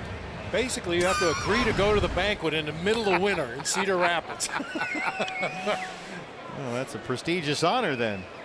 Greinke 0 for 2. Well, you must have had a good year there. I had a pretty good year in 1977. Hit 22 homers, playing third base every day. Yeah, the funny thing was, there were a couple of umpires there, Eric Cooper and Tim McClellan. And in my acceptance speech for being inducted into the Colonels Hall of Fame, I said, I'm glad to have representatives from the umpires here since both these guys have ejected me.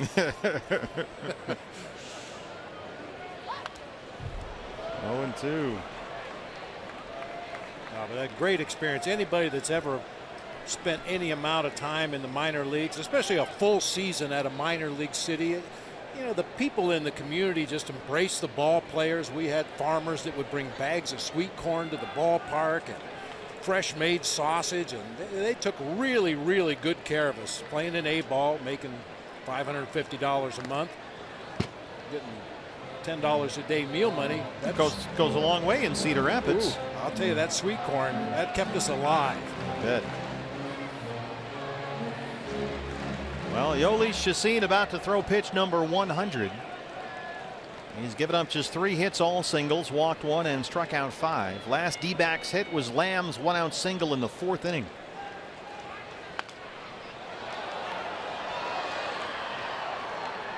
Yeah, especially at the lower levels of the minor league, in rookie ball and short season A ball, sometimes in Class A, they have host families.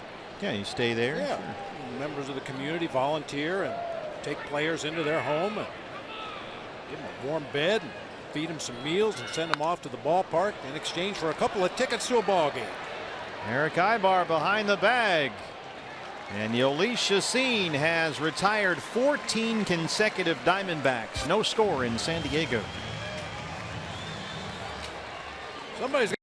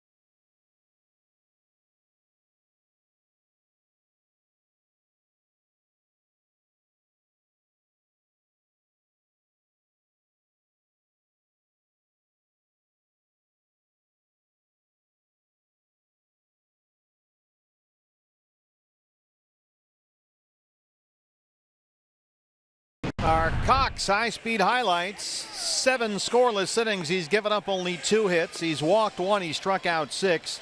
Zack Greinke tonight, 76 pitches. The fewest pitches he's thrown through 7 innings in his entire career. Boy, just a model of efficiency tonight. Of the 21 outs he's recorded in this game, 18 of them have come on 4 or fewer pitches. His previous low was 87 pitches through 7 innings. That was back when he was with the Kansas City Royals. The catcher Austin Hedges leads off the San Diego 8th. He's recorded 5 outs in this game on 4 pitches, 4 outs on 3, 4 outs on 2, and 5 times he's retired a Padre hitter on 1 pitch. Right field for David Peralta. Hedges 0 for 3, 1 down in the 8th.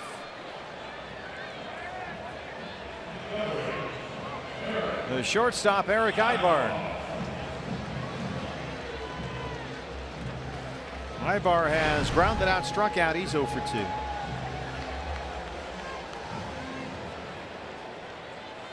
Padres bullpen is busy.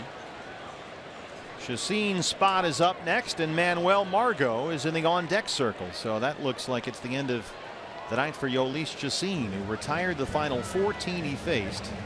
8 scoreless innings, gave up only 3 hits, all singles.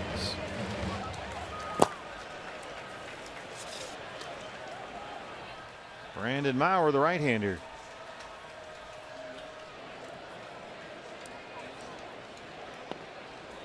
Ibar can't check his swing, and it's 0-2.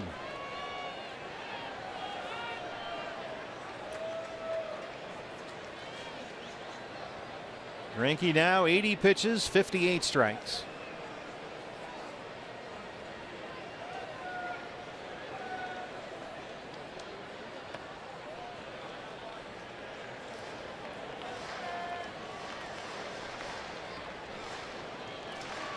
Ibar, another Padre slumping badly. Second game of the season, he had 3 hits at Dodger Stadium.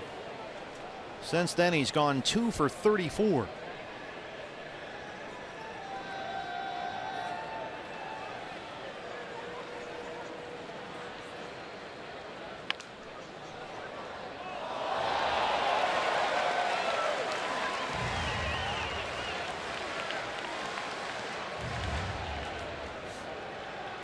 Has not been an issue with Zack Greinke, so efficient, but the bullpen, Torey Lovello says, is fully loaded tonight. Everybody's good to go after Shelby Miller went so deep in last night's ball game.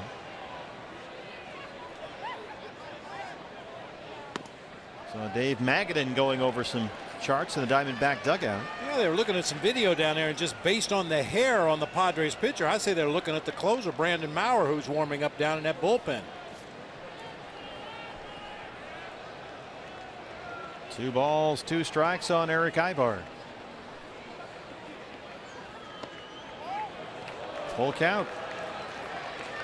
Greinke's first walk came with 1 out in the 7th inning. He walked Solarte. There's all the gadgets and gizmos in the dugout. And we pointed this out. Watch Zach after he delivers a pitch, how he shifts to his left. When he throws that big, slow curveball, he figures the only place a left-hander is going to hit it is to the right side of the infield. So he bounces off the mound to that side. Ibar hits one deep right field, headed for the corner, and it's gone. Eric Ibar, his first of the year, and it's 1-0 Padres.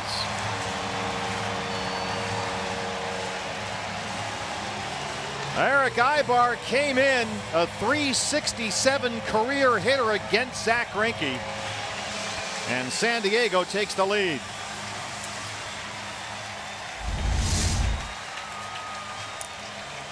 Slider stayed right there on the inside part of the plate. I'm sure he wanted to get it in underneath the bat of Eric Ibar, but left it right there on the inside part of the plate. One of the rare mistakes in the ball game tonight for Greinke, and unfortunately Ibar made him pay. That was on the 7th pitch of that at bat. It was Greinke's longest at bat of the ball game. Manuel Margot will hit for the pitcher Chacín, with a closer Maurer warming up in the Padre bullpen. Margot 0 for 4 in the leadoff spot last night, hitting .250 with 3 home runs.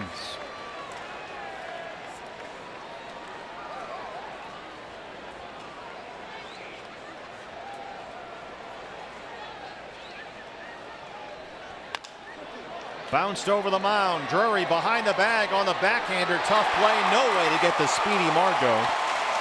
And he's aboard with an infield single.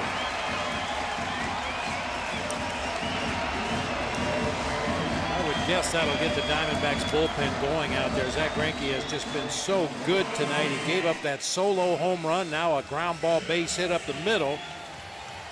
Sometimes almost like a no-hitter. When a guy's cruising along and all of a sudden gives up that first knock, it seems like it collapses rather quickly. Hopefully that won't be the case here tonight. It's been in these situations where Torey Lovullo has purposely kept the bullpen quiet as a symbolic vote of confidence for a starting pitcher out there. Here's Travis Jankowski. Greinke still not yet at 90 pitches. Diamondbacks in the 9th inning will have the top of the order due up. Pollock, Peralta, Goldie 1, 2, and 3.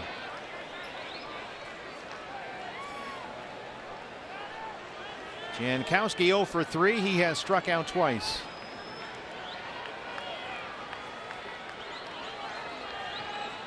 Jake Lamon on the grass at third. Margot off with the first move, and they got him hung up. And Nick Ahmed chases him down for the second out.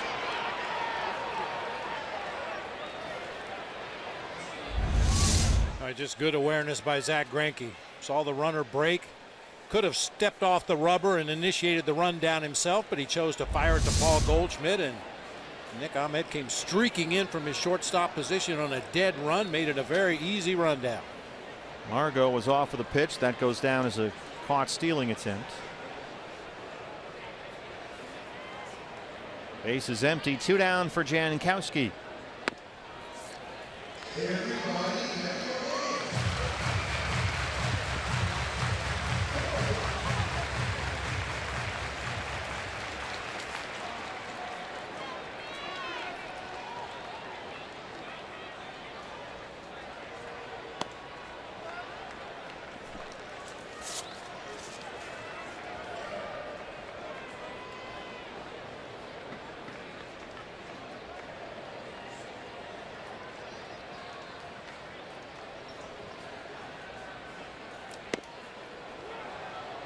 Two and 1.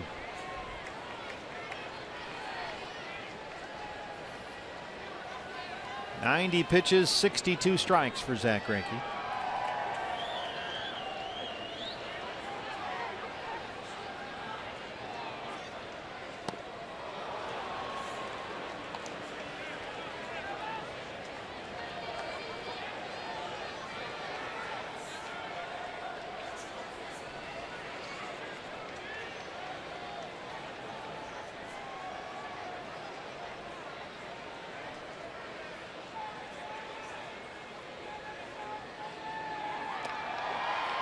Full count, 3-2. Alan Cordoba, the Rule 5 pick, is on deck.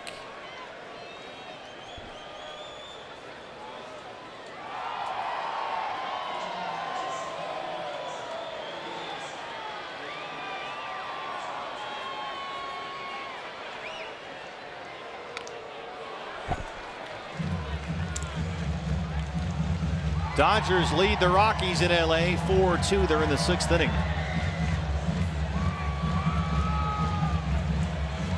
Brandon Maurer, the closer, will get the 9th against the top of the Diamondback order. Giants lost 2-0 tonight at Kansas City. Jankowski hits it hard and through the infield, a base hit. That's 3 consecutive hits against Greinke.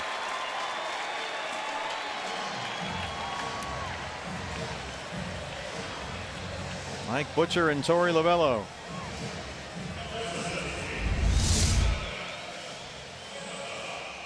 Jankowski really goes down to get that one and bang it into center field. Pitch on the outer third of the plate, working its way away from the left-handed hitting Jankowski, but stayed on it and found that hole up the middle. Mike Butcher on the bullpen phone. Alan Cordoba steps up. He's 0 for 3 with 2 strikeouts. Bullpen will get busy for the D-backs.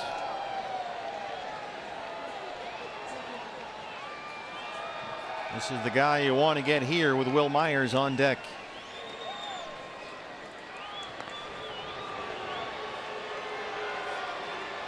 Saw Margot take off earlier. Jankowski can really run well. He had 30 stolen bases last year. The left-hander Andrew Chafin starts warming up.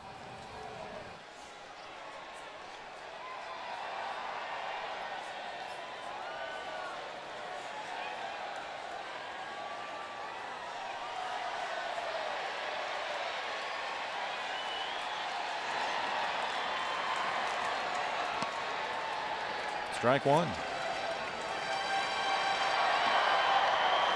Andy Green and the Padres haven't run a lot this year, probably because they haven't been getting on base that often, but Travis Jankowski with 2 stolen bases leads the team right now.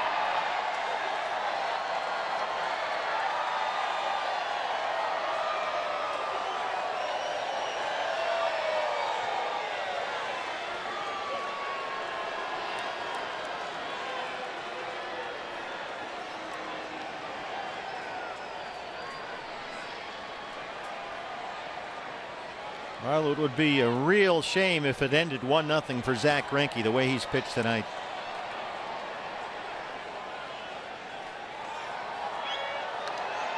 Cordoba bunts it. Mathis is on it. Makes a nice play and throws him out. But Ibar's homer makes it 1-0 as we head to the 9th.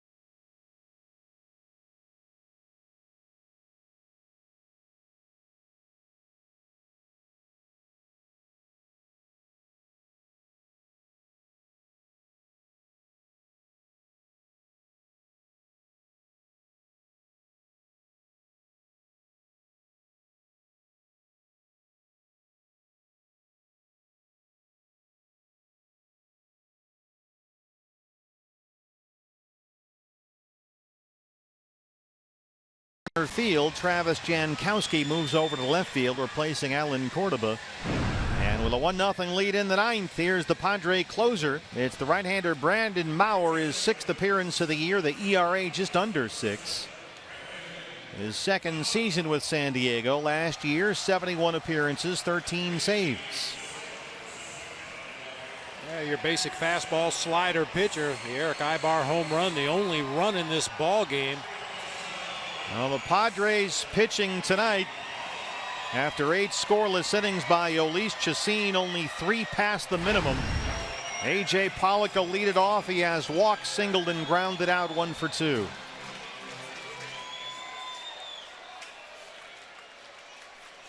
Chacín retired the final 14 he faced. Now here's the Padre closer with a 1-0 lead, and there's strike one.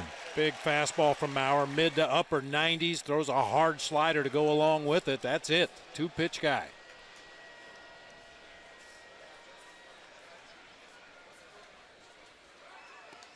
Zach Greinke goes 8 innings, gives up just 1 run on 5 hits. He walked 1 and struck out 6.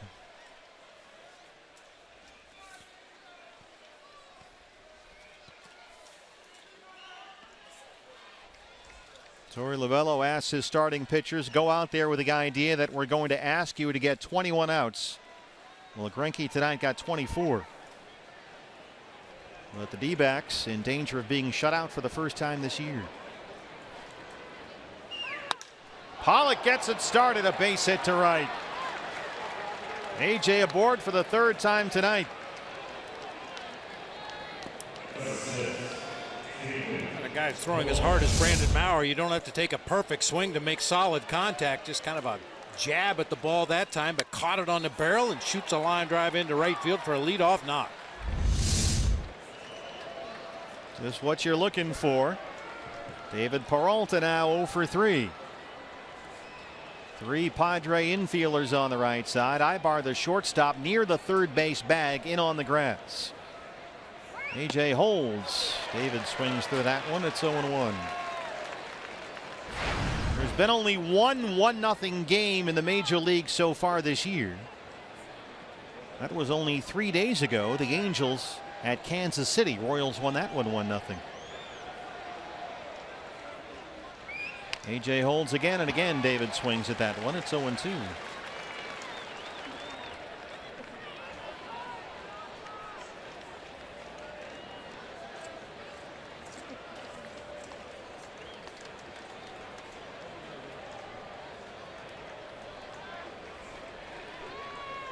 Myers holding Pollock on the bag at first.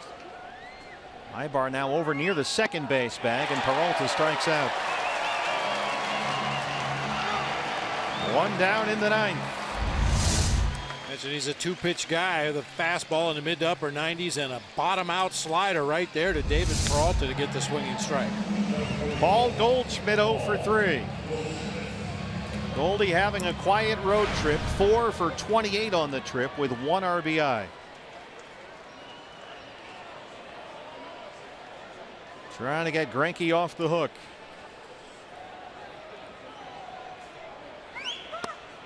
Ball 1.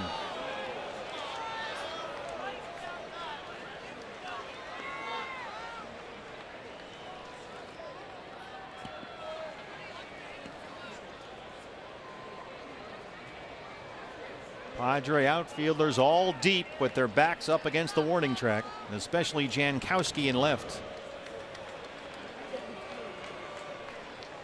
Margot, the center fielder, shaded over toward right center field.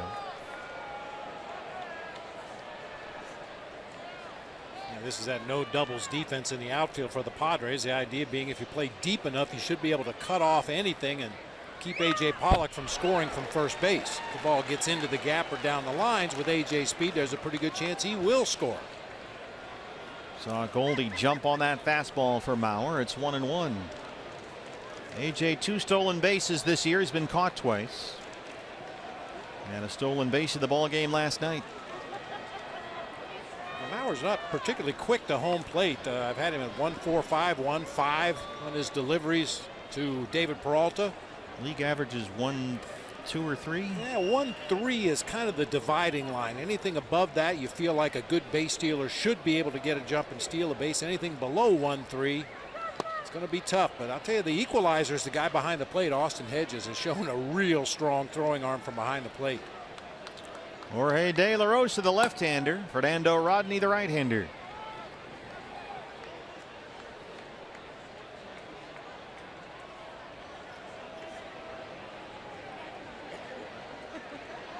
AJ takes off for second. Here's the throw from Hedges, and it's not in time. Pollock is in there with his 3rd stolen base, and he's the tying run.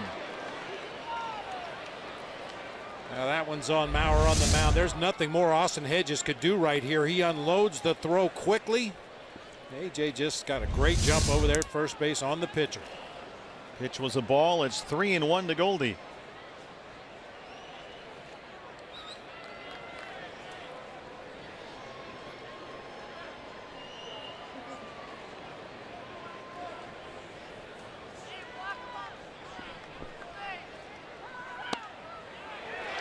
In there for a strike. The count is full 3-2. Jake Lamb on deck.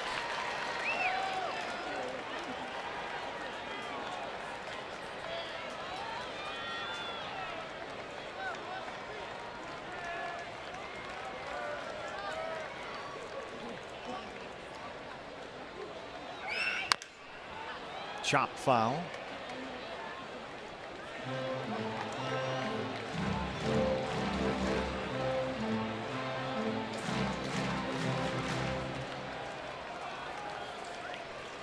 How would you like to have been the baseball coach at Orange Lutheran High School back in 2008? Sure, why not? 7th pitch of the at-bat here. You'd had this guy and Garrett Cole on your pitching staff. Bounce to third for Ryan Schimpf. AJ takes off for third base. They get Goldie at first. And the tying run is 90 feet away with 2 outs in the ninth. It was a battle that time, as you expect when Paul Goldschmidt's at the plate with the game on the line. First pitch slider, called a ball, dropped down there around knee level, had a good rip at a 96-mile-an-hour fastball, a rare changeup, and then the slider in the dirt on the steal attempt. Drops the slider in there at the bottom of the zone. Another 97-mile-an-hour heater, and then eventually a rollover topspin grounder to Schimpf, who tried to throw it away at first base, but Myers able to hang on. The Padres have never had a 1-0 shutout of the Diamondbacks at Petco Park. Jake Lamb. Ball 1. Trying to get AJ home from third with 2 outs. Lamb singled in the 4th. He's 1 for 3.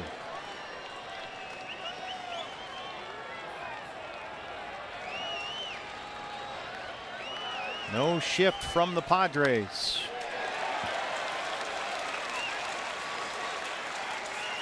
I think that's a velocity decision on the part of Andy Green. Mauer throws so hard with that fastball, they don't figure that Jake Lamb's going to automatically pull it into right field.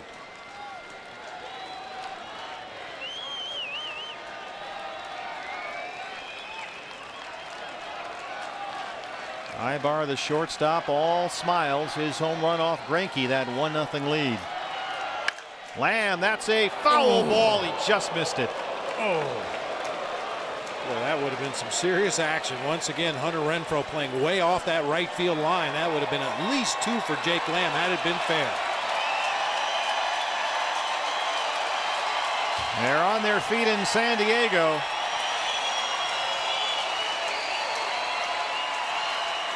Jake's next hit against Brandon Mauer will be his first. Pollock, the tying run at third. 2 outs, a ball, and 2 strikes.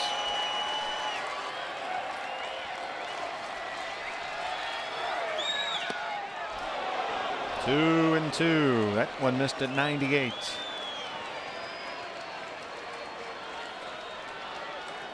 Brandon Drury would be next. Lamb 7 RBIs on this road trip. 14 RBIs on the season, second most in the National League. Full count, 3 and 2. Back-to-back 3-2 counts now for Brandon Mauer.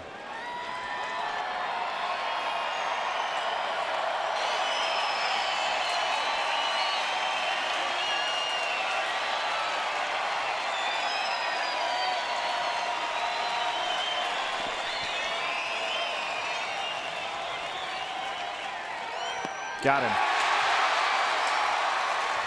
Hedges completes the strikeout, and the Padres win a 1-0 ball game on Eric Ibar's 8th inning home run against Zach Greinke, who for just the 3rd time in his career loses 1-0 after throwing a complete game. That's really unfortunate. Zach Greinke, by far his best outing of the season. Hopefully just a stepping stone for more outstanding outings moving forward. But the offense just couldn't get anything going against Jhoulys Chacín tonight. Chacín was tremendous. 8 scoreless innings. He retired the final 14 batters he faced. A pitcher's duel, a 1-0 game that goes 2 hours and 13 minutes. And the Padres even this series in a game apiece. 1-0 your final. Back with more after this.